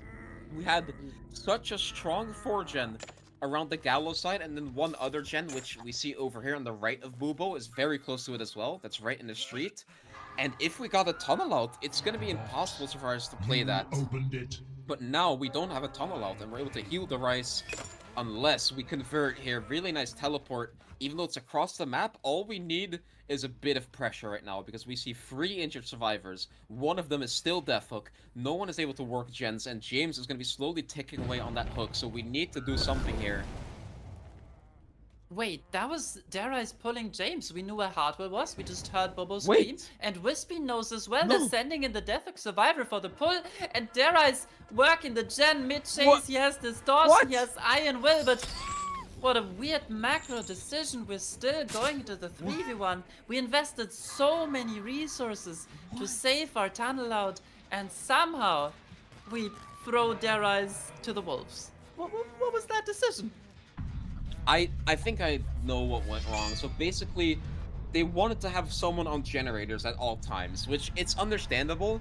You know, you still have 2 generators remaining, and they were all pretty low progress. So basically, the game state was, we had someone on hook in the free gen, we had someone who had to get the box, which you have to do all the way across the map, because obviously you cannot solve the box near the free gen or near the killer. So they went all the way across the map. And then one survivor had to be on generators, but left only one survivor, Darius, who was available for the pull. But I think instead of staying on gens, we had to take the time and step back. We had to go find a spot on the map to try to get a reset, and then maybe we would have to let James go to the second stage, but now we're just in an unplayable position. We got some of the resets, but we're still in the 3v1. We still have some way to apply pressure here. We're still chasing Bubo, who still has the Pain Res hook available. But, I mean, it's a good position for Wispy, but it's not over yet. We still have that super tight free gen, but I think we're going to try to play for the 4K2, which will be extremely difficult, especially considering we only have 2 perks remaining, basically. We have Turn Back the Clock, and then 1 token of Pain Res remaining. Oh, wait, we heard the box! I didn't even hear that! Look at that! Yeah, and now we have the chain hunt happening again. Wispy gets all the information he could ever ask for, knows where James is, knows where Hardwell is, and finds himself in chase with our shirtless David. Chain coming through, nice dodge by James, good check spot as well. But of course, as long as the chain hunt is active, there's gonna be these passive chains being such a nuisance during your chase. Wispy connects the possessed chain. James has to make a distance around the filler. Wispy expects Hardwell to play for the pull, but he is on the box, so he leaves the chase without taking an injury. Hardwell was doing both at the same time, trying to get a sneaky unhook while holding the box so that the chains would stop affecting his teammates. He has to solve it now, Hardwell that is, and Wispy is not in a position to teleport. He doesn't get the interrupt either, so Team Umbrella survivors getting away scuffed-free there. I feel like we should have seen at least an injury happening here. But hey, good for Umbrella. But Wispy still in a very nice position to get at least a 4K here. Yeah, 4K should be all but guaranteed, but the question is, what type of 4K? Is it going to be a 4K2? Are we able to pressure the map enough and then eventually get the tunnel out onto Bubo? Or will the Stars be able to play this safe enough, get some good chases, and somehow make sure we keep all 3 survivors up and pop maybe 1, maybe even 2 more generators? Right, this start, it's looking like it might be the first, but James, insane dodge there, going up the staircase, has this filler to play, but as we know, fillers aren't that safe. All we have to do is wait for our chain cooldown. Wispy not going to be missing that. That is a very nice hit, and that is a hook in the middle of all of our gens again. So even though we kept Bubo away from dying, we are getting James, and he's now also going onto the second stage. And that is 1 more survivor who cannot really play the game. We saw someone running into the distance. We're slowly gonna apply our picks onto these generators, not even using Turn Back the Clock yet, because we may be able to save it to use in around 30 seconds or so when another survivor gets on a different gen. Very good use by Wispy here. He's not rushing any of these perks. He's trying to get the most value as possible from all of them, and this is looking super rough because I believe both of those gens were not very high prog. This generator though around the water tower about 50%, so I think if we were to just camp James, that might be enough to get 1 more generator out the way, which would be quite good for Umbrella. Hardwell rotating in for the pull now. Wispy wants to take attack onto Bobo. That is usually how you want to play the 3v1. And this add-on just changes the dynamic of the chases so much. Syndra, I've got to say, I'm not a big fan of the new original Pain. I liked it much more when it put you into Deepwood, because I feel like these M1 mind games, they're just so pointless, right? When one side can see the other. James having to go for a hero chase now, and I'm expecting Hardwell and Bobo to stack to somehow get us down to a 4k1, but even then that would be such an incredible result. Wisby gets the down onto James. I don't think he can interrupt that generator in time, doesn't have turn back the clock, and even with the well-placed chain, that would not be enough. Wisby decides to just go back to Darius, get his elimination, because he knows that in the 2v1 there is no way that the Umbrella survivors break this gen lock. So both teams agreeing on the 4k1. Definitely a great result for Wisby. And yeah, a very interesting macro decision again. Umbrella, they were able to slow it down in the early game as Bobo gets caught on the gen, gets downed, and Wisby, of course, knows where Hardwell is, who is just looping this little pole. But yeah, in case you were concerned about Team Umbrella's mental, and you see James moonwalking and everything, just look at his chases. Like, these guys are still locked in. They're still trying to win. They're playing to win. They just know they're such experienced players. Okay, in this game state, we're just kinda cooked. Yeah, we're gonna play our best, but it's an uphill battle. So they're still having fun with it. I think it's good mental to be like, yeah, it's fine. We can always win the next set. Don't take it too seriously. But it might look a little weird on the perspective of the spectator, of course. Yeah, don't worry. Umbrella definitely still in this game, as you said, because a 4k1 is definitely not unheard of on Cenobite, especially not on the cross-ping. But we're just gonna have to see and wait what our analysts have to say about this result. So I'm bringing it back to you, Migs. Take it away. Oh, Rice being the victim again as the first survivor out of the match, digging into a 3v1 on this Cenobite in DDS. It really is, it really is. We're seeing some very familiar and similar results when it came back to the also to the very first to the very first game here in the playoffs between X9 and Umbrella. Angie, do you want to talk about that really quickly? Yeah, I mean, I know we kind of talked about it a little bit earlier too. Of it just seems like the gen spread has just been um not a super focal point here for Umbrella today. I'm not sure if it's really coming from the survivor side or just the fact that X9 Killer has just done a really good job on identifying their 3 gen and then holding it. I think it's a bit of a combination play here, where we've seen it time and time again today, where Umbrella just for whatever reason, they always end up in the situation of that 3 gen at the very end where it's just super tight. And as we were watching that map, I just kept thinking about last week and X9 and Umbrella tied on this match. They both ended up getting some outs last week, but we got to the very end there, and that 3 gen was exactly how it was last week. We had that exact same 3 gen last week. That match was so long because they were ultimately trying to break that 3 gen. And so, what I would like to see with Umbrella moving forward in the next matches here is really identifying those core key gens that they need to get knocked out really early on in. They do a really good job on completing gens, but the problem is they're not completing them in the order that they really should be completed in order for them to gain control of the map. So we need to be a little bit more mindful there. I believe, both of these teams here very experienced. Very familiar with what they need to do, but sometimes when we get into these high stake risks, those small mistakes they end up piling up, and those ultimately end up resulting in those wins and losses. I definitely agree. That Wispy really does have, it really also depends on the killer's knowledge of exactly where those generators are going to be placed as far as RNG is concerned, right? We have we if Wispy sees, he's like, oh, I have this 3 gen again, I'm pretty much just going to only be around this 3 gen, with the exception of possibly going towards maybe taking some chases that might go off and on from that area. But I mean, if survivors are going to be finishing generators Out anywhere outside of that, area of that 3 gen, I know that I have a lot of the most I have such a powerful position that I can utilize. But I want to go back a little bit into the beginning of the match. You know, Darius, like I said before, Darius really being the victim here of continuously getting tunneled out here. You know, also that I just want to also point out that miraculous M2 on Gallows with that chain rainbowing across from the other side of the map honestly was super crazy.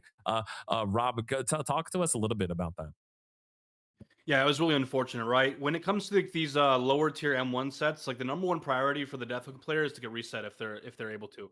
If they're not being chased and the killer drops the tunnel out, the number one priority is they get reset and they don't touch gens anymore. They only play for unhooks. And we didn't see that happen. Darius was never reset. He was working a gen in Gallows where the 3 gen was, and Wispy was able to find that and get the down and kill him. So that was really unfortunate for Umbrella. They needed to kind of follow the game plan there for the best results, and that just didn't happen, unfortunately. But either way, I'm going to go and pass it back to you so we can get back into this match because we are loading in here. All right, take it away, our play-by-play casters, into the fog one more time. Thank you so much, Mig. Heading right into the action because, as we all know, the start of the game is quite important. We have to make sure we're getting that box as killer. It is such a big turn, and it's kind of a 50-50 because, you know, okay, we found it here. You spawn on the opposite side of the map as the survivors, and then the box can spawn on either side, like either left or right in between the both of you. But so far, both killers have been able to find it, so I think they're very well aware of the spawns. But something else I want to talk about here. I mean, look at those perks. We're running a completely different build. Sloppy and Rapid. I think Swatter is way more scared of the hit tanks or of the the survivors playing with each other because both of those perks are basically going to get a lot of value if you get multiple tags, and the main way we're going to get that is if survivors try to take hits for each other. Personally, I think Rapid is a terrible perk on Cenobite. I think this is a complete troll of a perk. But we'll just have to see. Maybe Swatter gets value out of it. I don't know. Like, he's a better player than me, obviously. So maybe he knows something I don't. So the reason why Rapid Brutality is very controversial on the Cenobite is you spend a lot of time not moving while you're controlling the possessed chain, right? And that is time that is wasted off your Rapid Brutality. We see Zaphis in chase has, as you already called out, someone nearby to play altruistically. So the gameplay and the build working out perfectly, but if you're expecting hit tanks, if you're expecting altruism, you do not expect to 4K, and Swatter needs a 4K too to win the set. So far, X9 with their game plan coming into fruition. Jaw dies afterwards, he wins the game. X9 Node already has a gen, a very high proc, but yeah, Sloppy Butcher is gonna slow down the resets, but pretty comparable start when it comes to the time of the first down. But of course, the hook position was everything last game for Wispy, and that's just not the case this time. We see a cheeky repressed alliance off in the distance. We do have a loose 3-gen on the Gallows, but it's not as tight as it could be. The Ruin is right here, and it's just gonna be a matter of time until the survivors call it out. Yeah, I mean, maybe I have to take back my words because I do definitely think we saw some Rapid value there on the first chase already. But we're just gonna have to see how much value we keep getting it out of the rest of the game. Angels are taking a very good chase, forcing Swatter to break one of these pallets, and we are zoned a little bit, but look at that distance. Angels is always going to be able to make the main building after he gets hit here. Jukes the chain as well, so he's going to be able to last a little bit longer on this filler. We always call this the toilet filler, or the deep behind main filler. And yeah, look at that. We're getting the rapid haste, but we're stuck in animation, so we don't get too much value out of it. And this is usually where Cenobite players get stuck. Usually, the Survivor's game plan revolves around taking a hit and taking that hit either to Shack or towards main, because main is just the strongest place to loop. Angels sadly not able to get too much value out of it, but usually you're going to see Cenobites having to play like half of their game by just chasing survivors around main building who have maximum distance. And yeah, exactly what you said, this type of game plan, it's not like we're in a bad position for Swatter right now, but this is not a 4K position. Like, this would be decent if we're playing for high stages or if we're setting a win con but this is not the game plan we want if we're playing for a 4K, because we're not really putting pressure around our free gen. Survivors somehow still haven't found this totem. I'm wondering maybe those classic DDS bushes might be obstructing it enough as to where we haven't seen it yet, or maybe they just haven't had time to cleanse it. But either way, if we don't get rid of that ruin, we might have a genuine issue, because we still have that strong free gen around Gallows, even though we haven't been playing for it as much as Swatter. Oh wait, look at the mind game, but we hear the door. Wait, the mind game again. Oh, nice, good job by John, not vaulting into us. Good patience, making sure he's not making any mistakes. Yeah, people call this opening up the infinite on DDS, but of course, if you have wall hacks on the Survivor, it makes it a little bit more playable. But as you just pointed out, this main is just so strong. You need to hit all of your chains, or you're just an M1 killer on Dead Saloon main. Head-on could be everywhere, and look at this. This is why it's called the Infinite. It makes the loop so much better for the Survivor side. If Jar can dodge one more chain, which he cannot, he could have lasted even longer, but he makes it all the way to the pallet. He wins the stun as well, and off in the distance, all the Survivors are reset. Note called out the location of the ruin with Detective's hunch, and Jar finally dies, but in such a beautiful death spot. X9 is in such a great position here. I mean, I don't know if this is a great death spot where once again, actually not once again, but for the first time this game, we're gonna be able to take the hook into our free gen, which somehow the Survivors haven't had time to work on that much. I feel like most of the chases have been across the map from here, but somehow these Survivors have not been able to work these generators. I think Swatter, his chases have been fast enough as to where we were forced to do other generators, and we were forced to stay stuck in rotations and to heal other Survivors. And look at that, we're working this mid-map gen instead, so it looks like X9 might have also fallen victim to maybe prioritizing the wrong generators. And I feel like all of these games are just coming down to who plays the free gen better. Like, everyone knows this, free genning is one of the most standard and basic concepts when you get into competitive Dead by Daylight, but so far it's been by far the most important as well. It's what won the X9 the Blight set, it's what won them, I mean, okay, not the Clown set, the Clown set was a little bit different, but so far it's what won them 2 sets. And yet Jaw getting stuck here, bad filler, but we have someone here to help. We have to block the chains very nicely. This is a really risky position though, because we're gonna get the unlock. Oh, no. We forced the slow vote! What are these mind games? Oh my god, if we hit Zaphis there, then Jaw had to pre-vault because he's gonna be stuck in a slow animation, and that's what Jaw did. But Swatter baiting, hitting the helping Survivor, instead getting him deaf on hook. And this somehow turned into another 4K-able position. This is roughly the same position as last game, where we go into the 3v1 with our free gen remaining.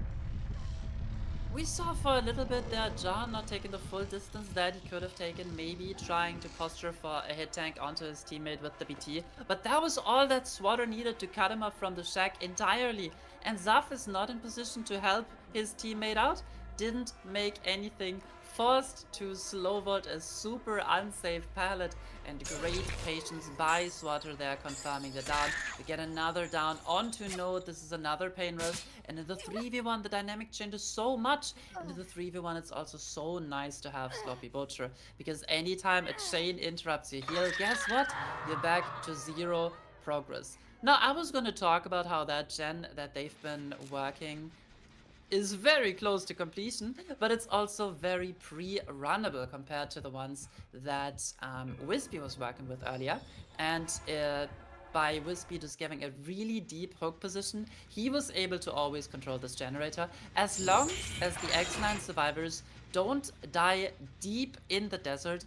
I think this is still playable, but in my opinion, we shouldn't be in this 3v1 in the first place. Yeah, I don't know where this came from. Swatter just perfectly capitalizing off the small mistakes that X9 made. And this has somehow turned into a position where maybe the survivors have to start thinking about just getting the Tycon, because this main gen is basically the only generator that's still free or safe to work. And what's going on here? What are these mind games? I've never seen this before. Are we just waiting? Are we just waiting for the survivors to get onto our free gen? I'm not entirely sure what's going on here, but it looks like both teams have swapped up their game plan completely, as X9 is leaving one injured node to work the main generator, and I assume the other survivors are just going to play as safe as possible. Because if they get that main generator out the way, then they can pretty much do what they want. Like, if anything, they get the tie at that point. But we first have to play safe and actually get that tie con. Because if we try to play aggressive for the Gallows free gen right now, if we try to take risks and play for gen prog rather than for health stages and safety, then we could actually get into a position where we might get 4K 2'd. So instead, we're taking a step back, taking a breather. What are these mind games again? Slaughter he's renovating his home. This is his house now. He lives in DBS. Yeah, Swatter invented Dead Dog main, interrupting the gen on 12, and by unique pathing, forcing the survivors to kind of pre-run into the desert, right? If you want to approach this gen, you have to do it from main, and I think he just did it out of line of sight, so that Node was potentially still making the call out. He's still on me, he's mind gaming main, but the idea was to maybe get a tag and then confirm a 2-tap inside the desert, because whenever you approach from shack, from the street, the survivors are going to pre-run to main, and if you approach from main, they can't pre-run to main, you know? Look at that. Survivors slowly actually got another survivor. It's with Zaphis right there to go and stack the main gen.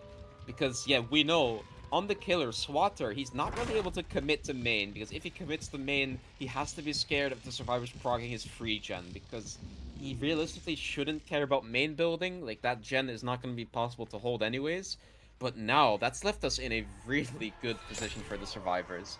A 3v1, everyone healthy, but I mean, how are we gonna tackle this free gen? I don't even know what to do, because all of these gens seem impossible to work, especially considering we have Rapid, which is definitely gonna help us this time.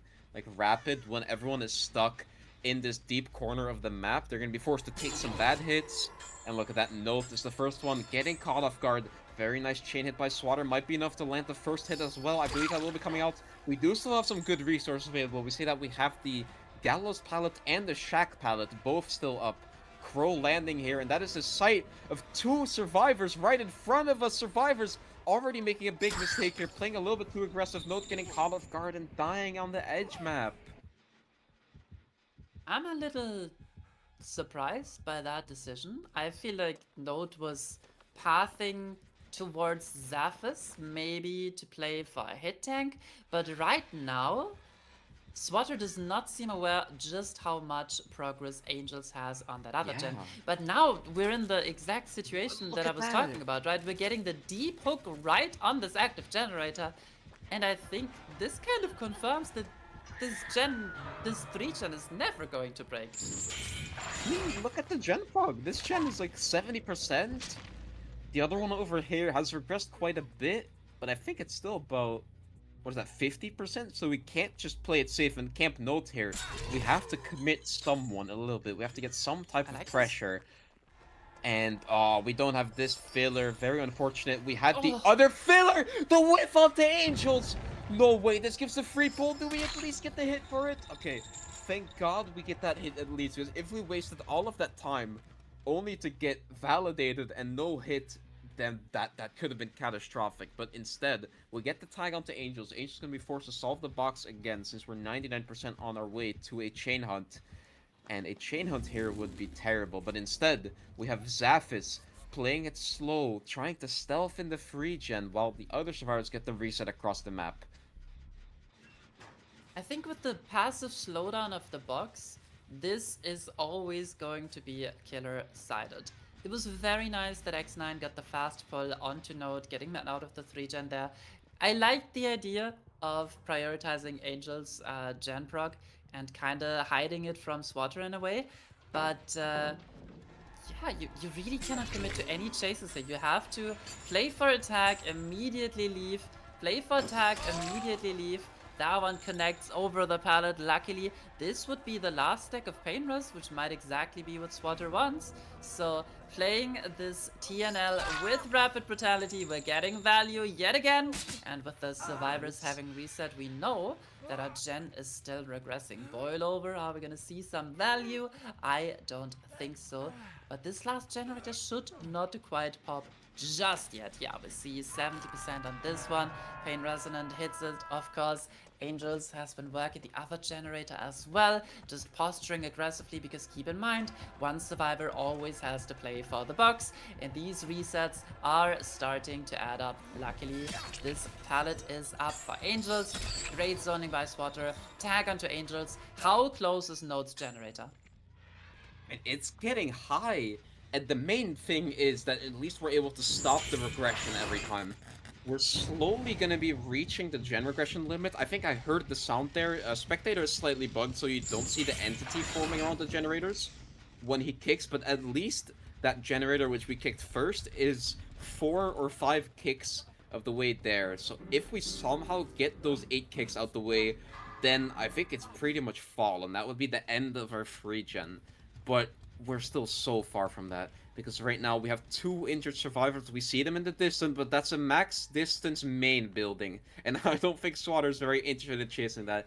So instead, he's going to try to go back into his free gen, look for Note, but I assume Note is going to be nowhere to find. Note being one of the best 4v1 players in the entire game. I think he's the main IGL or in-game leader for X9 as well. So he definitely has the game sense to make sure he's not getting caught off guard. He's very far away from the free gen, but he's still close enough to get back on the generator if we actually do see a commit onto main building, is what I'm assuming here at least. And yeah, Swatter kind of fake committing. We get a little bit of sloppy value there, and maybe force the rotation from Note into the free gen. But we'll just have to see if we somehow find him. And it looks like he got a little bit closer, but he's still quite far away, so I don't think we're finding Note anytime soon. He is so patient here. Beautiful survivor play. And now Swatter. Can he make a miracle find? Wait a second. He just finds Note, but he gets auto aim. No! The second time that Swatter misses a swing here.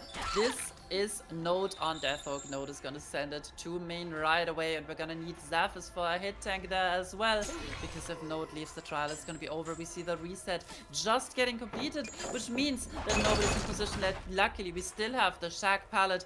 I didn't realize that was still up, so Note buying incredibly valuable time for his team. But is anybody in position to body block here? We need a hit tank, because I don't think we can stack the gen out in time. I think they're risking it. I think they're stacking the gen as we speak. Note, hero chase for his team. This is not enough. There is no way. I was just talking about Note being so well positioned and like knowing what to do, but Swatter, absolute demon time, checking the exact spots he needed to, finding that stealthing survivor, and that's probably gonna secure the win count, but it might be close. No, I mean, the generator is very high, but the chain hand helping out as well. That will make sure we don't pop it. I mean, it's still maybe playable if we get the box before we get the tag on another survivor. Maybe the 2v1's playable, depending on how many kicks that has. But I think by now, both of the generators are regressing, and that's looking like that's a tie con secured, not a win con. So even though this is a good job by Swatter, this is also still a good result for X9, because getting a tie while you're already up 2 sets is only, like, kind of, helping you out. Like, it's progressing the game and not worsening your position at all. So X9, no matter what here, even though they fought super hard to try to get this last gen, it's still good for them, realistically. Yep, great point. And it's really funny that we go from tying 5 stages 3 fresh to now tying a 4K1. Just goes to show that any tiny mistake in a 3-gen scenario can be absolutely backbreaking for the survivor side. So if a killer in solo queue ever tells you, oh, you shouldn't have 3-gen'd yourself, it's not that easy. I didn't put the gens there, okay? They spawned like that. Swatter just having to find one advantageous chase for himself here, still patrolling the 2 generators, because of course from this position, if you somehow end up with a 4K0, you're gonna be kicking yourself. So Swatter definitely like that he's playing it slow. Yeah, I mean, playing it slow is all you have to do here. The gens are slowly regressing. He's not having to use any of his gen regression events. And now finally we've decided to take a chase. Angel's gonna be running all the way to the edge map, and we're vaulting that pallet. Wait. Okay, I thought we could have maybe gotten that down with the rapid speed, but it's looking like Swatter's not really interested. He's gonna go back, kick his generator one more time. and just play it slow. Because realistically, once these survivors are injured, the game is pretty much over. And like, what are you supposed to do? I mean, the gens are just so close to each other. Angels can't even make anything. He gets hit by the chain. Very nice job by Swatter on the mechanics here. I think he's missed a very limited amount of change, just like Wispy. So it's always nice to see both these killer players very confident on their killers. A great behemoth task there by Swatter to tie the 4K1, really beautifully done, and maybe exactly what you need to get your team back into the series, because at this point you need the mental edge, and with a no-fall restart from a great position, maybe this is gonna get you the edge that you needed. Final chase on to Zaphis on the Felix Richter. Let's see how long he can last. Of course, just walks into the killer, and yeah, we've been in the desert for too long. We're gonna be going to the Ormond Lake mine, from the heat to the snow, because our fourth set is going to be lit. X9 still lead the series 2-0, but maybe this tie can be the turnaround for Umbrella. Yeah, as we're getting the final Mori, I think I'm gonna head it back off to Mig. Sorry, you can take it away here. All good. Thank you, Center. Thank you, Emmy. I love listening to both of you cast. Literally such legendary casters here. Look, this game, this odyssey of a game, whenever you have this strong 3-gen on Gallows, it is playing slow really is the key to securing your win here on a 3-gen Gallo whenever we are on DDS, right? You know, it's incredibly, the 3-gen is just incredibly infamous. And you know, honestly, playing it slow wins the race, right? It really is a testament of patience when it comes to being on the survivor team in DDS. And let's talk about that a little bit, about Swatter securing that 3-gen placement on Gallows. Rob, take us in on that. Absolutely, yeah, really well played by Swatter there to secure the 3-gen and Gallows and play around that specifically for the pretty much the entirety of the game. I mean, when we started there, it was looking really favorable for X9 and their ability to, you know, get the win for this set, especially since their mental was so high for winning the first two sets. And Wispy, of course, securing a 4K1, which is pretty good for Cenobite amongst top teams. And Swatter returned the favor and was able to hold a 3-gen for the remainder of the match. Getting hooks in that area, getting, you know, a lot of pressure in that area. It was just really, really good for Swatter. And at the very end of the game there, just playing it extremely patient, having some very devious, very, very intricate mind games around different tiles, but never really fully committing away from the 3-gen. So it was really nice to see how Swatter played that. And it could be big ups for Umbrella from here on out, considering that was a really big moment for Umbrella. Yeah, like I said, slow and steady wins the race when it comes to those 3-gens. You know, Angie talking a little bit about the somewhat beginning of the beginning of that game here. You know, I think, me personally, I really think that X9 and I needed to get rid of that ruin. That ruin, I swear, was going to be the downfall if they didn't end up getting that in the end. You know, being with Swatter just putting in all of that pressure on the tight corner of Gallows. You know, ruin definitely needed to be would have been super detrimental for the for getting rid of that entire 3-gen completely. You know, we have that opening of the door in main for that big infinite chase as well. You know, can we talk about some of those chases in the during the match?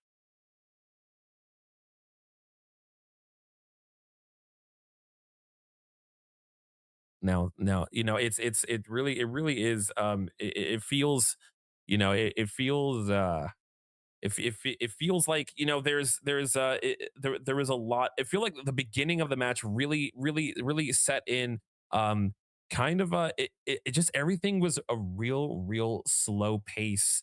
And I think X9 just kind of did just an excellent job being just as slow as Swatter was. What do you think about the pacing of the match, Angie?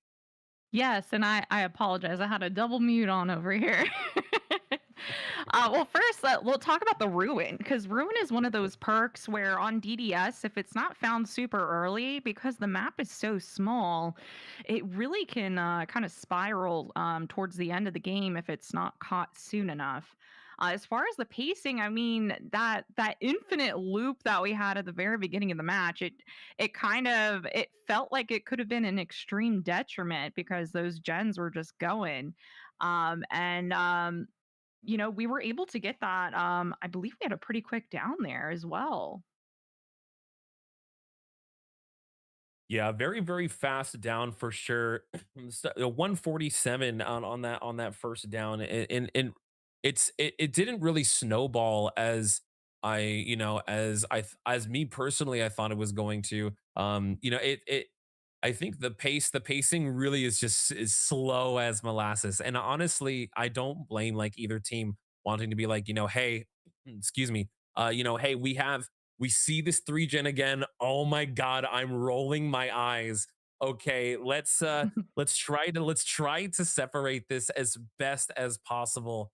Um, but with Ruin in play, God, I feel like Ruin definitely had such a huge impact when finishing generators all around that part. And so, again, an odyssey of a matchup here. But getting into our other sets, our next set is going to be a very interesting, very interesting. I'm super ready to see this next setup. Lich.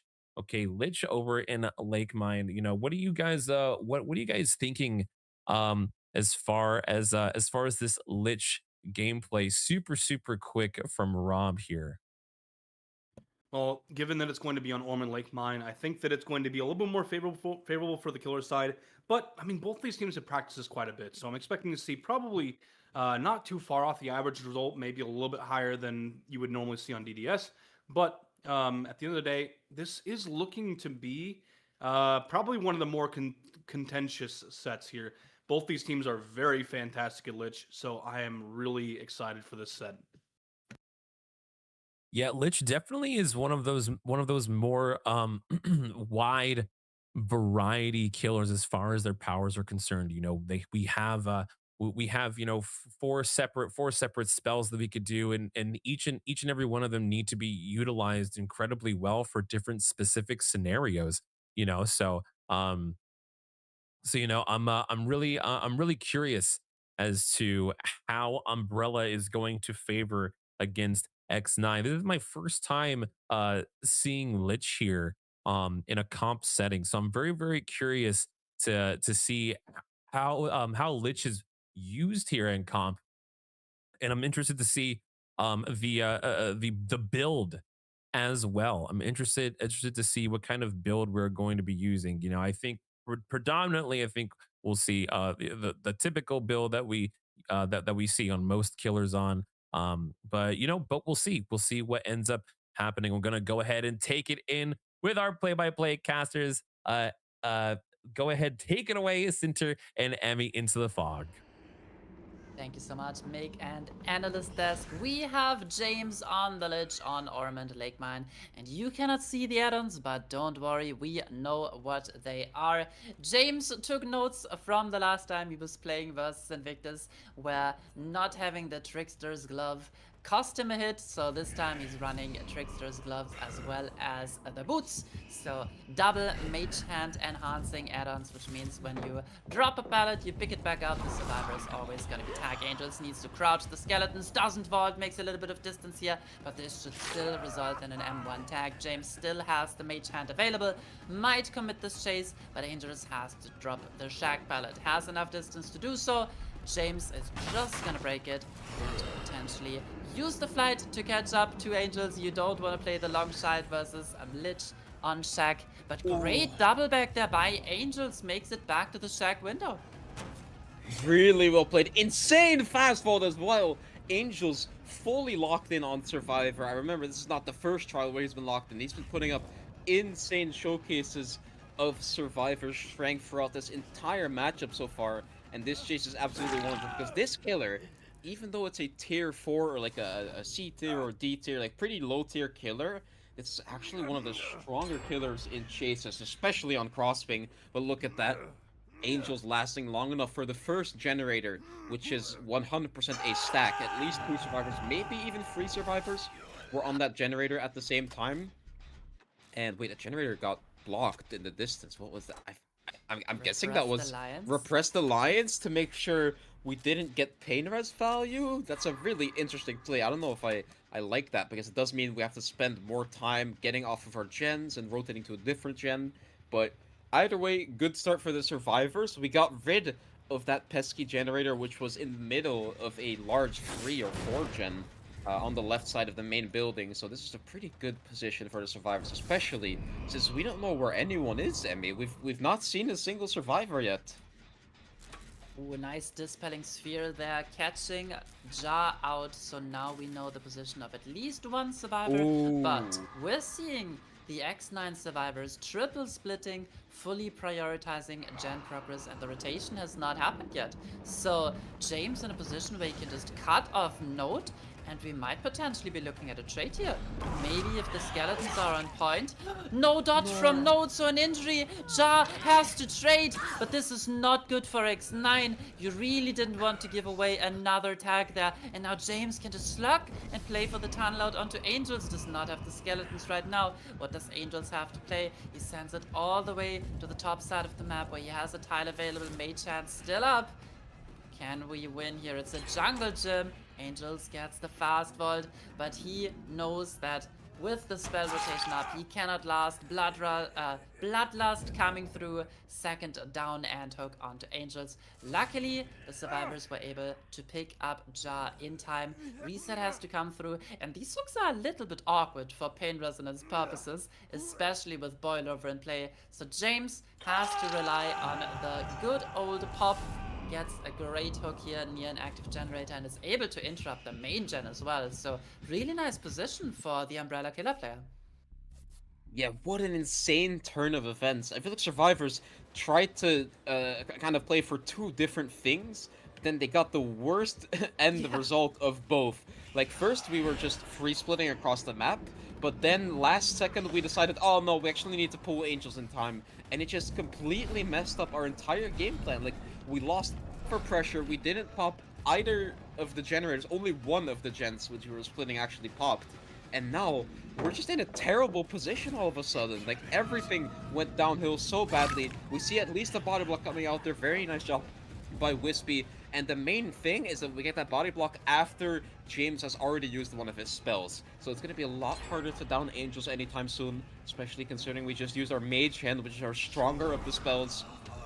Going for the skeletons. It won't hit though, but that means we have no more spells available on this pallet, which is a pretty safe pallet. But actually not. We had just a little bit not enough distance, and that will result in the tunnel out quite early.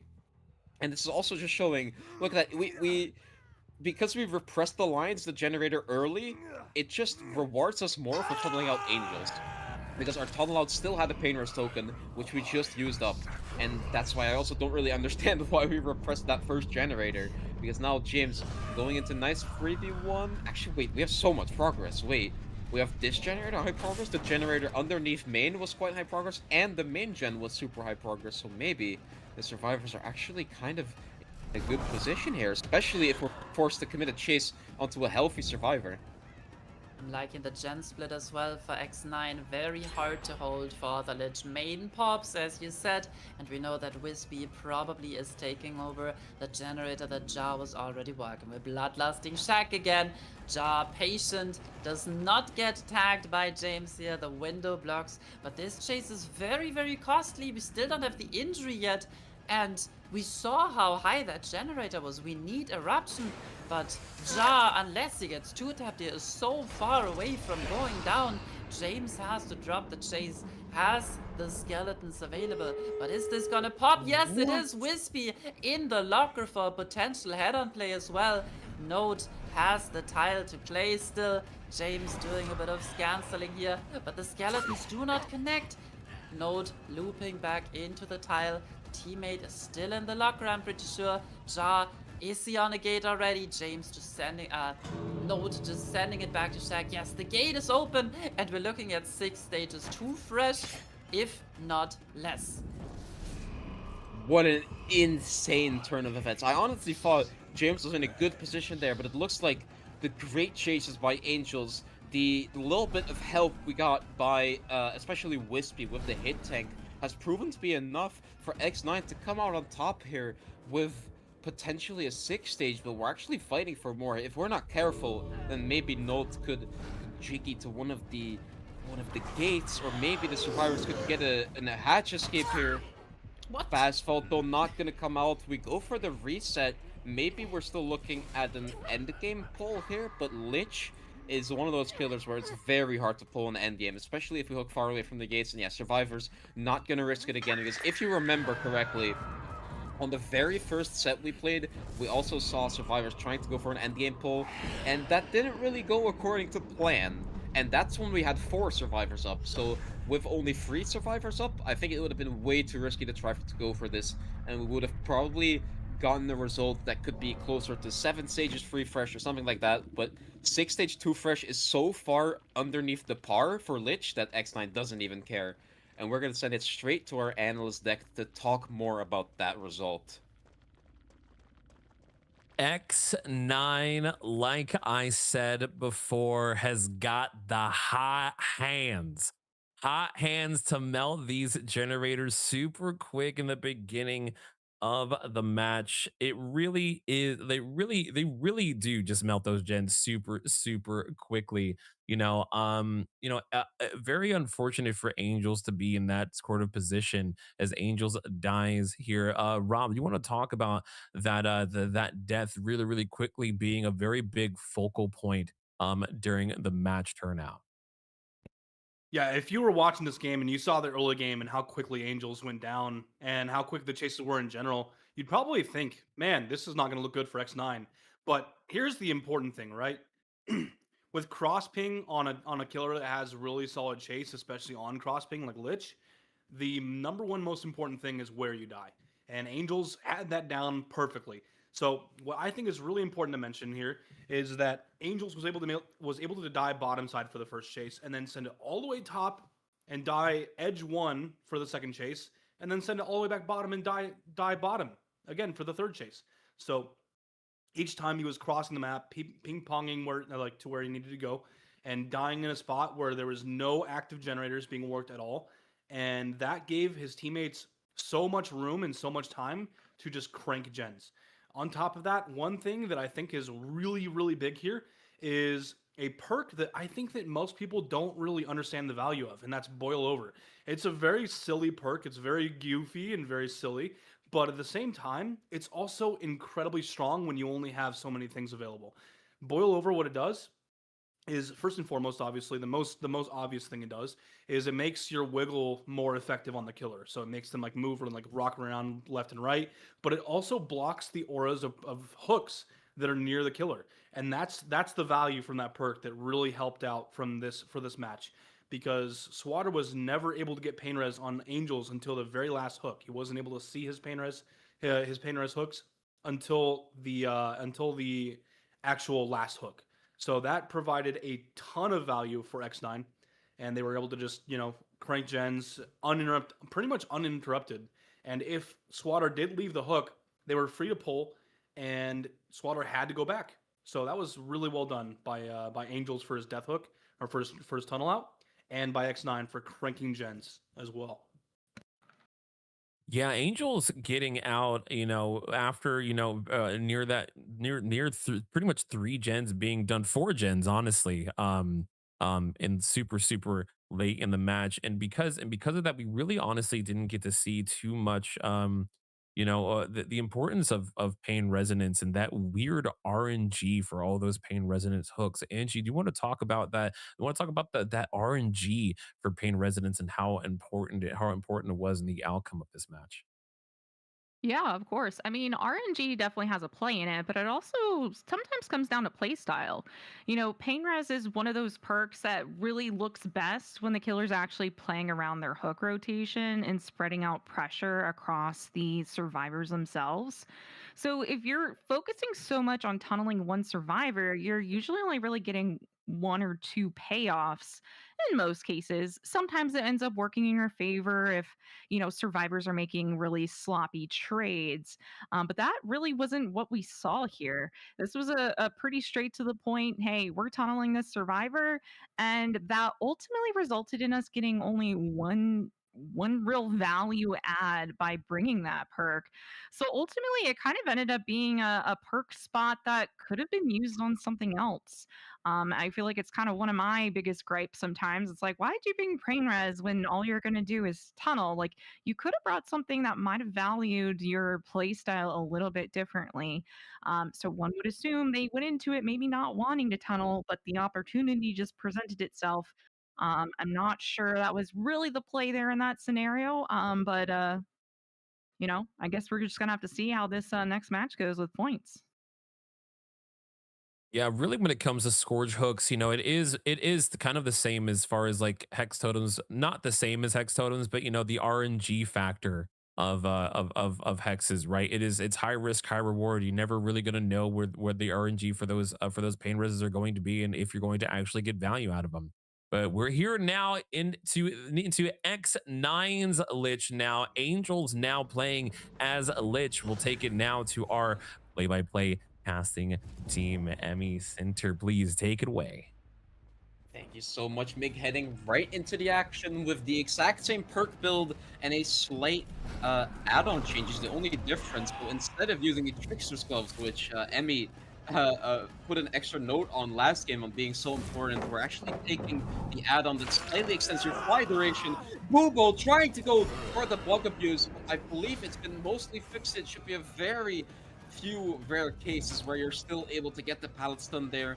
Boop, we're going to be taking a pretty early first hit. No resources really used though yet. All the pallets are still up, so maybe we're able to last a little bit longer. And the main importance here is that we need to die in the right location. That's what Angels did last time. Angels always died in the correct places, so his survivors never had to get off of the gens. But this, Boobo dying in the middle of the map, right on top of the Painter's Hook, and here we're instantly seeing why Painter's is so good. We get the Painter's Hook on the gen that was being stacked. We get Pop Eruption on the generator that was right next to the hook. And overall, this is such an insane start to Angels, especially if you're comparing it to last game. Yup, I think if Bobo was on same ping there, he would have gotten the stun before Angels would have been able to swing. That is usually the reason why you bring that Trickster's Glove add-on, to get a cheeky quote-unquote tech happening. Nice vault by Swatter there. I'm not sure if Angels was trying to scan slot to M1, maybe he wasn't sure himself. But in the end, Swatter does not give away a tag, and Angels returns to the hook. Perfect timing, Darius gets it for a tag. And now we're gonna see what the play is here. We're choosing yet again to play for the tunnel out onto Bobo. Of course, he has to check. Mage Hand is available. BT is still up. Good patience. We're not panic vaulting the window here.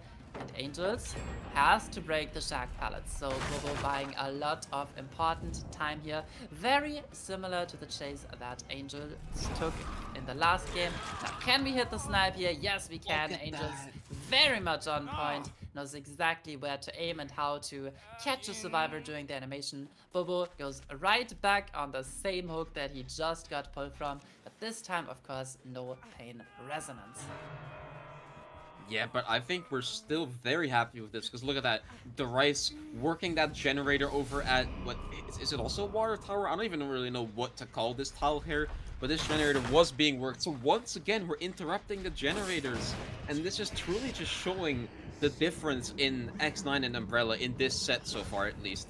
The def locations have been everything, because right now, Umbrella, just they can't do their gens. They have to send the survivors away from their generators. They spend so much time rotating, so much time they could have spent on gens if we died in the right locations. But instead, I feel like Angels is gonna very comfortably secure this tunnel out, and afterwards he only needs a couple more stages to get to his win condition. Remember, 6 stages, 4 fresh, or any 7 stage would be a win for Angels here.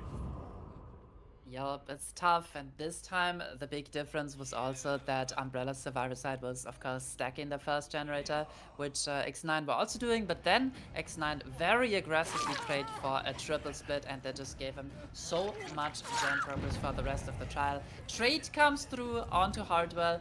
Yet again, the pain rust is right there, but we're choosing the tunnel. We want player removal instead. 25% slowdown permanently is what Angels is aiming for. Almost gets the cutoff on the sack. Swatter is here for the body block. Skeletons do not connect, but he Swatter! does not block the door. Swatter pops to Gen though. That's at least something for Team Umbrella. But Bobo is gonna leave the trial now. Very unfortunate. Swatter, usually such a good altruistic teammate, slightly messing up the body block there, and it's costing Bobo his life. Yeah, this is terrible. This is such a rough, slight miscommunication or slight mistiming, because if Fubo arrived at the shack a little bit later, then Swatter would have been able to comfortably pop the gen, help him in chase, maybe last a little bit longer, but now everything just kind of mismatched. Like, we didn't get the gen pop yet. Swatter is a little bit scared, like trying to go for the hit tank, but we were there with the skeletons as well. So realistically, I don't know what he could have done. And I think we saw our spectator perfectly swapping to the generator that was 0%, getting hit with the pain res. So we know that all of the remaining generators are pretty much 0%. And if you remember correctly, I think we were at this exact position, only with a hook stage less and a survivor more last trial. So we already had a tough win condition, but right now it's looking like we're pretty much not in a winnable spot for the survivor side of Umbrella. Oh, we're dropping that pallet. I mean, that must have been a pretty normal hit, especially on crossing, but Hardwell's still trying to go for it. Losing a bit of distance there, of course, by dropping the pallet, and even a hero chase is not enough. Nice little bit of elevation by Angels there, using the Flight of the Damned to down Hardwell yet again. No pain rust available here, but Angels probably was aware of the Nancy screaming for the last pain rust stack, knowing that there's not a lot of progress on the map at all. So even if Darius and Swatter have been stacking or splitting, I don't think the pace is in their favor, because yeah, Unhook comes through by Swatter. 2 injured survivors are gonna be right there for Angels to commit onto. They're trying to avoid the 4th stack of pain rust, but yeah, Swatter in chase here. Pain rust still up because of course we hooked Hardwell on a normal non-scourge hook, and Swatter now needs to win this pallet. 3% haste from our boots add-on, making this so unplayable. Swatter goes down. This is 5 stages, 3 fresh, so 1 more stage secures the win for X9 here. But this is still 4Kable. This is 6 already. This is 6 yeah, already. that's the win con, yeah. You're right. That's it already. Yeah, 6 stages is just a win con that comes so fast, especially if you get that tunnel out. So trying to get 7 stages without tunneling out always takes a lot of effort. You know, it's so many different downs. But if you do what Angels does, you apply pressure around the map, you hook in the right spots and force the survivors off of generators, then it's so easy to just get that tunnel out, and then you only have to collect a couple more stages, which is exactly what we've done. Angels playing it to absolute perfection. And okay, I have to eat my words. Hardwell showing me that apparently you can still get that. And yeah, I'm pretty sure that's also not affected by the choice of add-ons, because the other add-on only holds up pallets for longer if they weren't dropped, I believe. So if they were like upstanding pallets, then they hold them up for slightly longer. So I guess that is still just a bug / intended feature by behavior that hasn't been fixed for the last 2 or 3 years. Chase onto Darius now, takes the tag through the vault. Swatter out of the trial. Hardwell working a generator, but Yeah, I'm not even sure. I don't think there was enough altruism to say that something went wrong. The survivors had to play for a crazy win condition. It was just clean play by Angels that's resulting in a 4K here.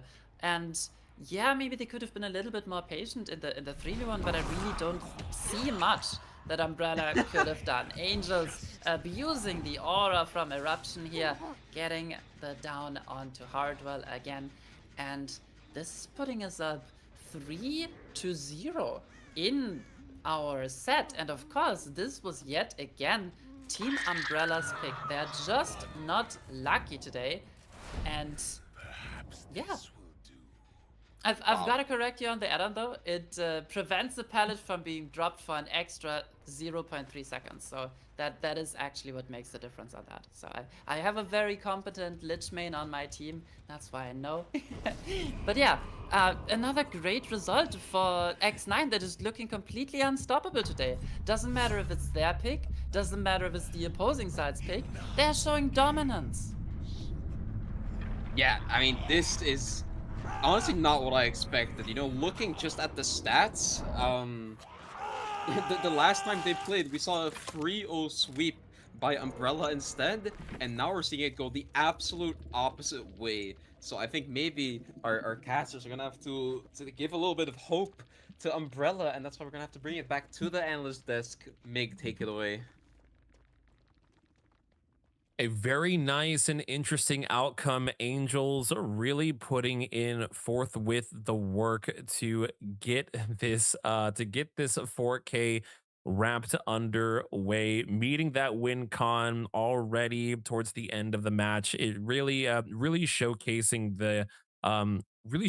just a large variety this team has, being able to win again, like I said, hot hands on the plate of the generators, being super strong as well on the killer side, as well as on the killer side of things onto this match. It's it really is like baffles me like how people can utilize killers so well, especially angels on lich using those skulls so perfectly, absolutely scoping, adsing these survivors. Metal Rob, we want to talk about that just a little bit. Absolutely. There's a specific interaction I actually wanted to mention, but overall, Angel's really good with the flight of the damned, right? Hitting a lot of these skulls hits on elevation or using them in very interesting ways. Not necessarily to actually get the injury with the skulls, but more so to make the survivor actually misplay in some fashion, right? We saw on Shaq as Angels was getting in chase with his tunnel out. We had a body block from Swatter, I believe, and Angels actually used skulls to well, I mean he did try to use it for an injury, but he also positioned it in a way that forced Swatter to have to crouch and lose distance, which got Angels past Swatter's body block and was able to get the down onto his tunnel out because of that. So that was a very interesting use of skulls that was meant to do one thing, but also it had like a plan B to it just in case, which was really cool. So yeah, I mean these kind of things they become more notable once you spend a lot of time watching and participating in competitive DVD, especially if you play as well. You can kind of see it firsthand for yourself as well how these kinds of situations unfold and what they're meant to specifically really do for your match. So that was really well played by Angels. I mean, this guy's been playing Lich for quite some time. Very strong on this killer. Very strong on a lot of the killers he plays, actually. And yeah, I think it's just worth mentioning because I love breaking down these little details that have much more of an impact on the match than people expect. Yeah, 55 seconds was the very first down, super quick, as well as hooking and tunneling Bobo as fast as we can. We've seen something of a very similar pattern to a lot of the killers for X9. They just again they're so good at utilizing and making a decision and sticking to it. They're really sticking to those to their decisions. To, you know what, I'm going to pick somebody. I think they're in a weak position. let's go ahead, let's take him down, take him out, down for the count, and then we'll be able to maybe see how we go into that 3v1. Lich really does have so many powers and utilizes them, and being able to utilize them in specific scenarios is something that he has an advantage over. Angie, do you want to talk about any of those powers in particular? Yeah, yeah. So cool. The powers that Vecna has, you kind of have to look at them similar to having 4 perks. So think of him as kind of having like an 8 perk set killer, and each of those have their own set cooldowns. So you want to look at them all as resources, and you should be using those resources to gain value. I think what we saw there with Angels is he did a really good job on managing those cooldowns, knowing when he had his power available, knowing when to sort between them, and then when was the most opportune time. A lot of times what we see is a Vecna just throwing a bubble in hopes that we fish and send, but making sure that we're using those in scenarios that are going to give us the most value. Thank you for that, Angie. Great, great analysis. And with that, we are going to go into our next match, the Mastermind match here with casters. Emmy and Cinter, please take it away for this Mastermind match here in Cold Out.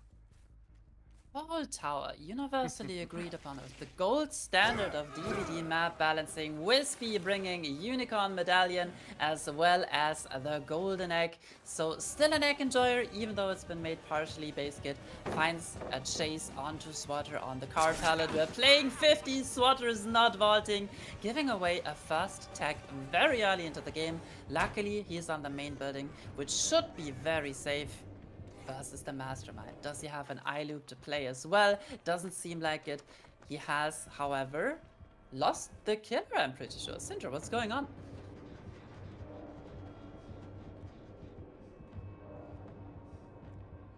Seems like Wispy's just dropping the chase, deciding to apply Eruption instead, playing it a little bit slow, trying to find a easy chase onto a different survivor here, maybe trying to go for a little edge map throw, but of course if he had the beetle that would be so much easier, and he just sends it through the pallet and gets the first down onto Swatter. Yeah, I don't really know what's going on there. I think Wispy playing it almost like he's playing Oni, who was also playing on CT1. Like after his first tag, applying Eruption around the map, making sure he doesn't lose his important fortune, so that even if Swatter has a good chase afterwards, that he'll still have some regression and all of that stuff. But what's going on here? We instantly pull Swatter?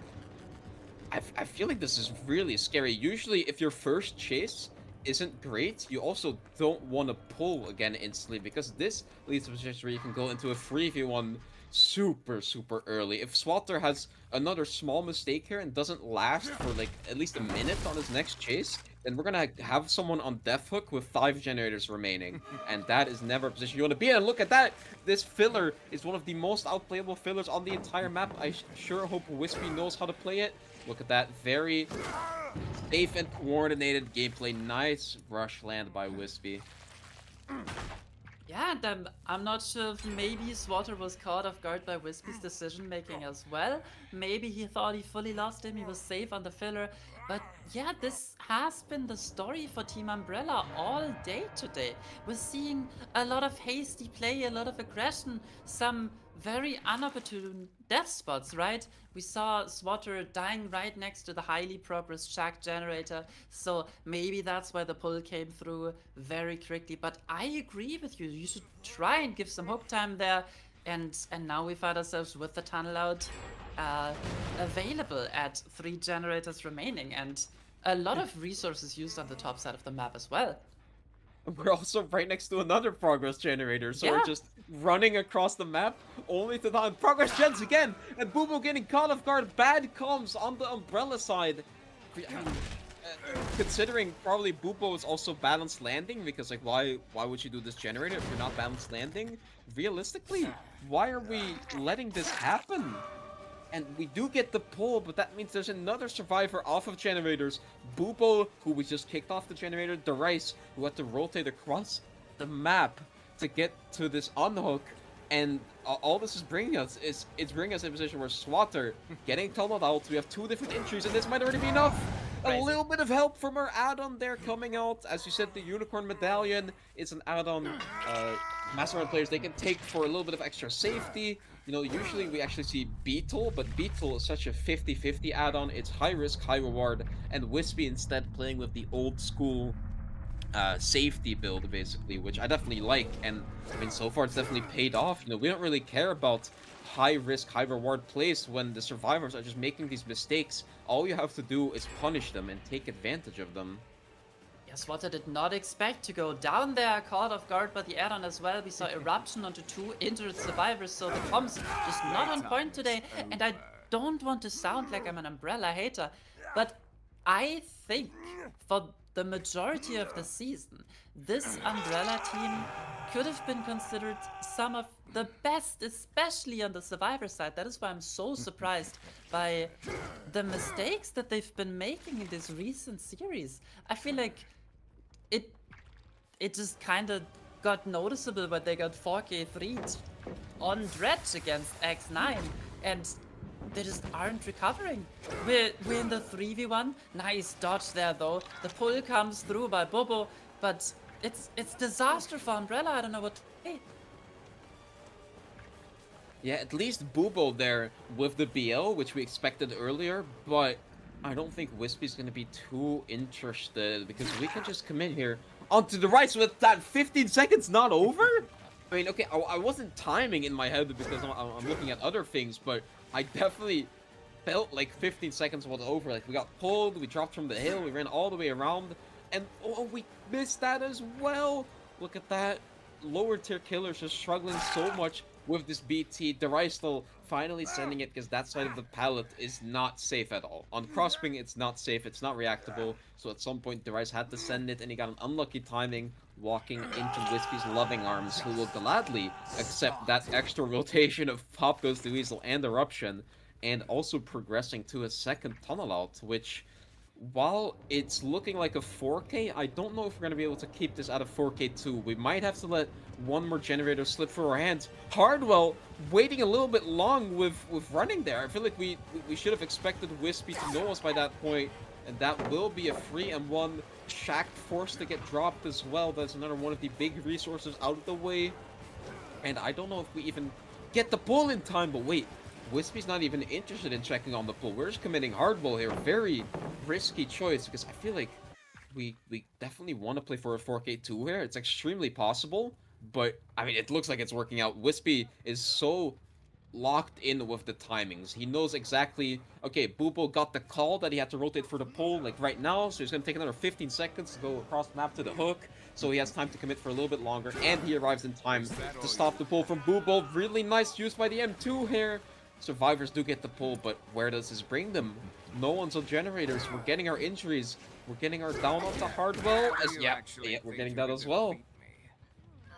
We just take a pain resonance here. We're gonna get Pop and Eruption as well, but we know we won't need it because only one survivor has been able to work generators.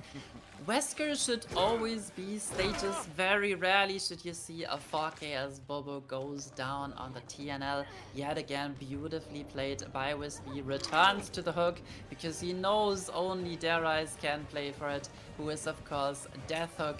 Injured and only has so much more time to buy for him. Hardwell not on point on the body block. And yeah, 4K2 confirmed. This is an incredible result, of course, for Wispy, but I'm just a little shocked by Umbrella's performance today on Survivor side. I mean, this is not what you want to see from the team that was so dominant in the group stage, as you mentioned. I mean, we're just getting 4K'd. 4K'd on multiple gens, and I feel like because it's just so many like not even super difficult mistakes. I just feel like the game plans are not on point, which is really confusing because Umbrella is usually such a coordinated and like structured team. Like usually the main thing they prioritize is their game plans and their 4v1 strategy. Yeah. that's what we've always known them for, right? It's like the super good gen efficiency, the great resets, the coordinated play that you've been talking about as well with the sets that they usually pick, and we're just not seeing it today on such a big and important match day. Analyst Desk, what do you have to say about this? Yeah, it was I mean, this is really such it really is disastrous for Umbrella, you know, like Emmy said, usually such a strong survivor team, but unfortunately making the possible wrong calls and the wrong decisions here, you know, that led them into this strong 4K. You know, going against Mastermind altogether, I mean, Mastermind going against him in CT1 really is also just super difficult in and of itself. Um, but really, you know, it's super disheartening to see Umbrella. You know, like I was talking about this earlier. I was saying that you know, survivor anxiety, killer anxiety is such a real thing, and when we have multiple people trying to make call outs, you know, the tensions can get incredibly high, and this could be the result of Umbrella really bringing it you know, Umbrella not being, I guess, maybe mentally in the best position. You know, I mean, also, you know, we also have to realize that paying also is an issue as well. You know, sometimes the paying can also be detrimental to the decision making as well. You know, so you know, it really, really is unfortunate Umbrella to be put in this position.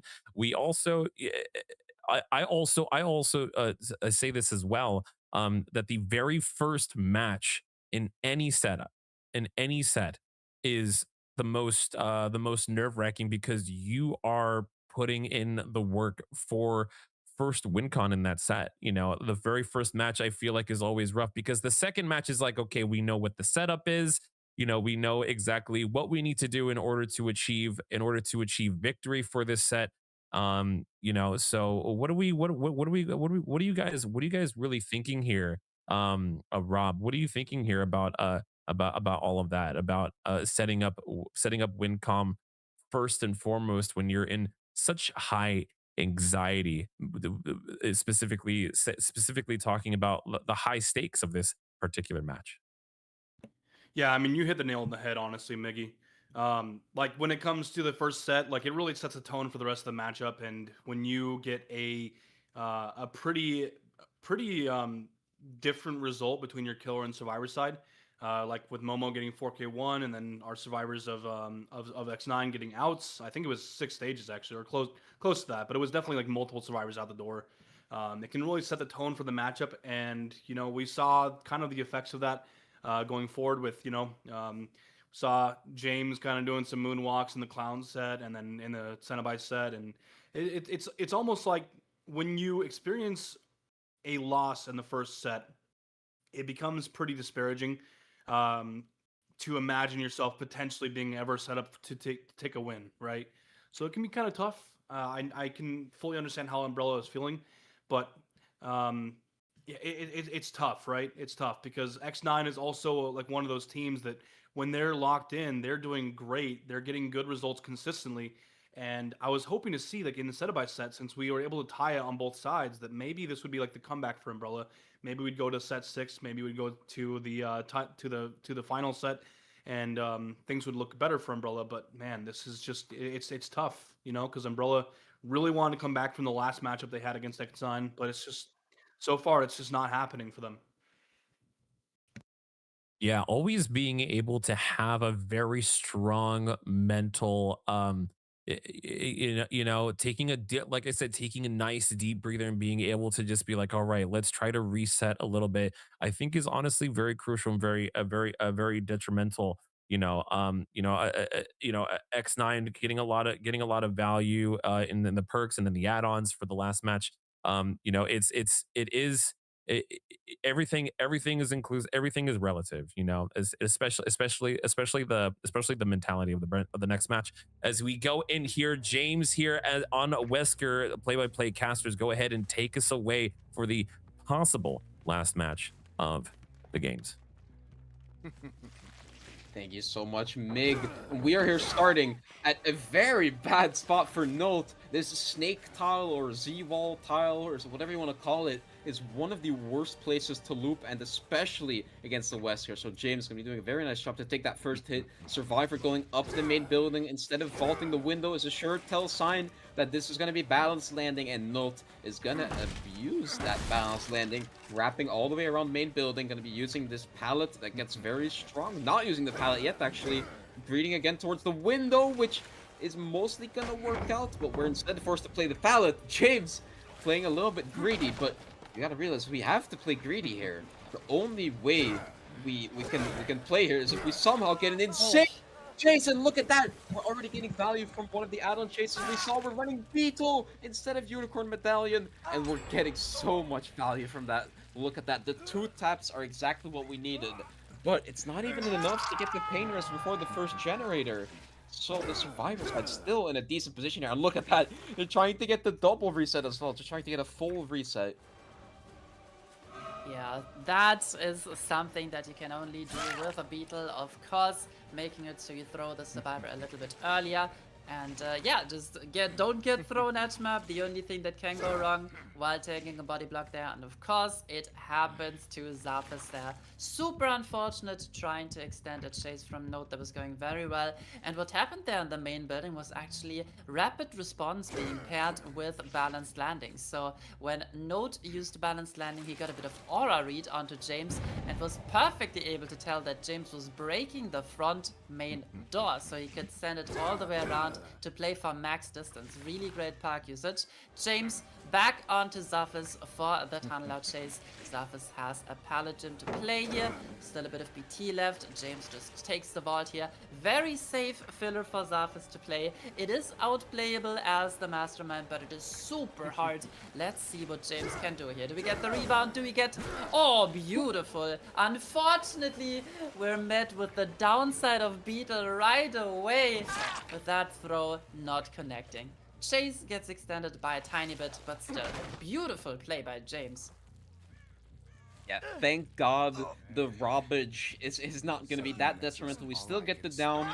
Survivors potentially lacking a little bit in the gen progress department, or... No, it just looks like maybe our spectator overlay is not properly working. This looks like Note on the Shack generator also has a lot of progress. Not gonna risk it at all, just dropping the Shack pallet immediately, and then hopefully having enough distance to survive the second rush. If we somehow converted that, Note would have also been 2-tap in the edge map. So Note not getting hit with that rush there is actually what might save us, and we could have potentially lost or played for a tie if we got hit there. But Note wrapping the 4-lane wall very tightly. James not going to be getting another down, forced to go back to the tunnel out onto Zafis though. But this is still a good position. We have a tunnel out available. He's right there. Wait, that's not him. That's Jaw. Jaw running into our arms, giving us another eruption proc. Not a pain rest, but that is going to be a good conversion for our late game. Because if we get the down onto Zafis, then eventually we're going to be also able to tunnel out Jaw with another pain rest look available. And I mean, Yeah. this is very playable. No, James! I think he didn't have the prompt. I think he didn't have the prompt to rush yet. Really unfortunate. That would have been the down that he needed. And imagine if he gets an edge map throw onto Note there as well. So James could be in an incredible position. Unfortunately, he's faced with Jaw, who is body blocking with BT, and they're sending it perfect timing. Nobody goes down. Nice grab onto the tunnel out. James somehow magically finds the grab onto Zafis, even though Jaw is right there. So a bit of robbery right back at X9. And now, as you said, this is playable, or at least tieable. It's going to be so close. We saw this generator being so close to completion. Now, Jaw, Note, both injured, and James has a bit of time. If he can get a fast down here, maybe he can tie it for Umbrella. Yeah, I mean, this would be insane to see back-to-back 4K2s on Wesker, which, I mean, we all know it's definitely a character that should be outed, but I think 4Ks are definitely quite common, because if you are insane mechanically, then Wesker not only has decent map pressure, he also has passive slowdown with his canisters and having to spray every time, but his chases can also be so insane that basically every single filler is outplayable. And I think it was last season, so season 10, Invictus. I think I heard a story. What is that? What? Okay. Nah, I guess that's a hit. wrong. I guess Something's wrong that's with a John's hit. hitbox. I guess that's a hit. But yeah, I was about to say, I think season 10, we heard a story that whenever Invictus, which used to be seen as the top-seeded team, was practicing Wesker with their in-house roster, they were getting 4K'd every single game by Pedro on Wesker. So 4Ks, they're definitely possible.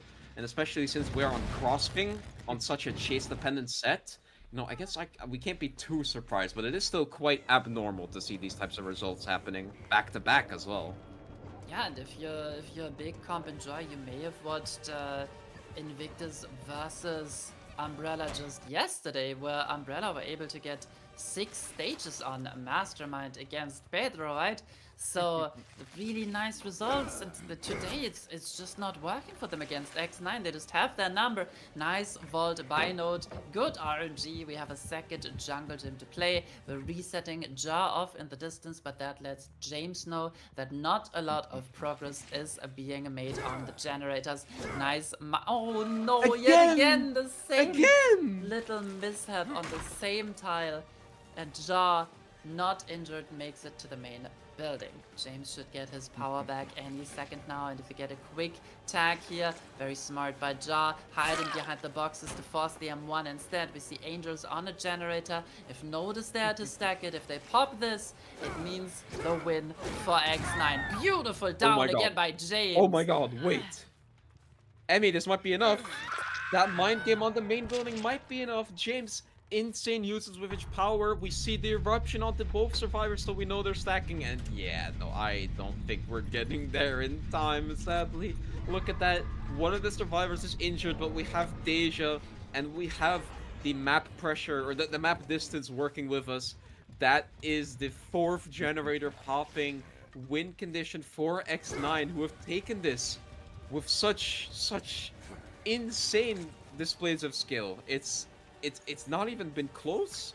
Honestly, like, I don't want to say it, but it's not even been that close. X9 has just been on top so much this entire game. Very nice rush there by James, though. And even though we're not getting a 4K2, the 4K1 here by James, still a very strong show. Yeah, you're seeing James styling on these survivors. Incredible display of mechanics, but it's just not enough. X9 are somehow too good. We get another edge map throw, get another bit of a beetle value. This confirms the 4K1, and of course the win for X9. So I think, I'm not sure if this is best to 5 or if this is a best of 7. So hopefully the analyst desk can bring a bit of clarity as James is picking up the remaining slugs and putting them on the hook. But yeah, just pure dominance from X9 on the survivor side in particular.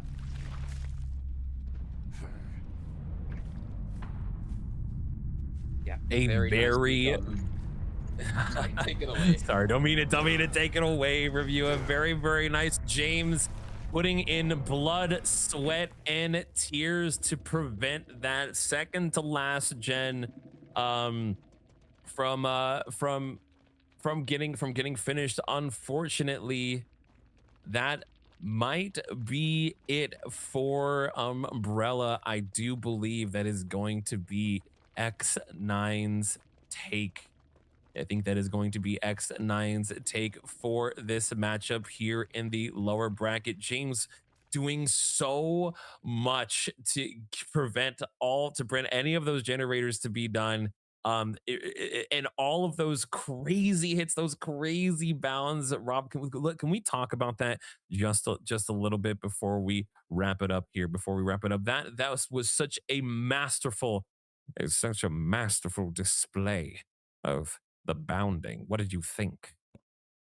All right, Miggy, thank you very much for that. And I wanted to talk about, man, if Umbrella's survivor side performance was any better, this could have been absolutely gigantic for Umbrella, because James at some point entered flow state on Mastermind and was just hitting everything possible. I don't think I've seen a better mastermind performance like in quite some time. Now, granted, Wispy's mastermind performance was the winning performance, of course, but James mechanically hitting like everything. Predictions were great, fantastic even, and just like really good chain balance. Like there's not many players who are mechanically that impressive on Wesker. The ones that come to mind, I would say, would probably like Obi, very very impressive mastermind player, and like I just really wish for Umbrella's sake that the Survivor side performance was better because James was completely and utterly locked in that match with such an impressive result. And the thing is, I think that Umbrella's Survivor side made mistakes. X9's didn't. James was just like entering flow state, making the best possible decisions, using the power extraordinarily well, and just doing everything in his power to get the best result possible. And I think it's really important to mention that, honestly. Yeah, James really came in swinging for the fences. There was a lot on the line. This last match really, really was a huge stakes game. A lot on the line. And just there was so much going on, especially towards the end of this match. Angie, you want to talk about the decisions and how the ending of this last match determining the win here for X9. Yeah, of course. I feel as though with the survivors here on X9, they did a really good job on trying to play the tiles as safe as possible. And kind of the key play that kind of ties everything back in was that final gen pop. We had two survivors doubling up as James was hooking deep in the top of the map. And, we knew he was headed back to that gen, but the survivors, Team X9, decided to two-man a generator knowing it was their match point. We've seen it time and time before in previous matchups where they're holding that two gen and then it just ends up falling all apart. But they had perfectly timed that. If they did not have both of those survivors on that generator, they might not have been able to get that gen completion. It probably would have gone a little bit longer. I mean, it would have been really hard for him to come back. Don't get me wrong, but I completely agree with Rob on that. Like that match was so beautifully played by James. He made such great decisions. And also X9. I mean, they've shown us time and time again that their survivor team is just as strong as their killer side.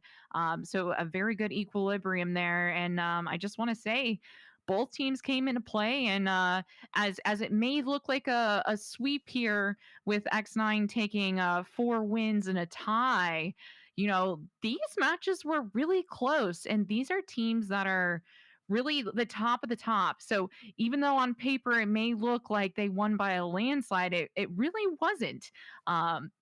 These teams deserve all of the roses that they get, and they all definitely deserve to be here, celebrating in the wins today. Now the curtain does close here for Umbrella, but like Angie and Rob said, God is such an amazing display here from James, really, really making every second count as much as he possibly could. But now X9 will take the win here, and they will be moving up to go against the Glass Cannon of Elysium here for the grand finals. You don't want to miss that match, and we will see you guys next time for the grand finals. Elysium X9. Get your popcorn ready because it's going to be a wild one. Thank you guys for joining us today. And don't forget to also make sure that you follow us on Twitter.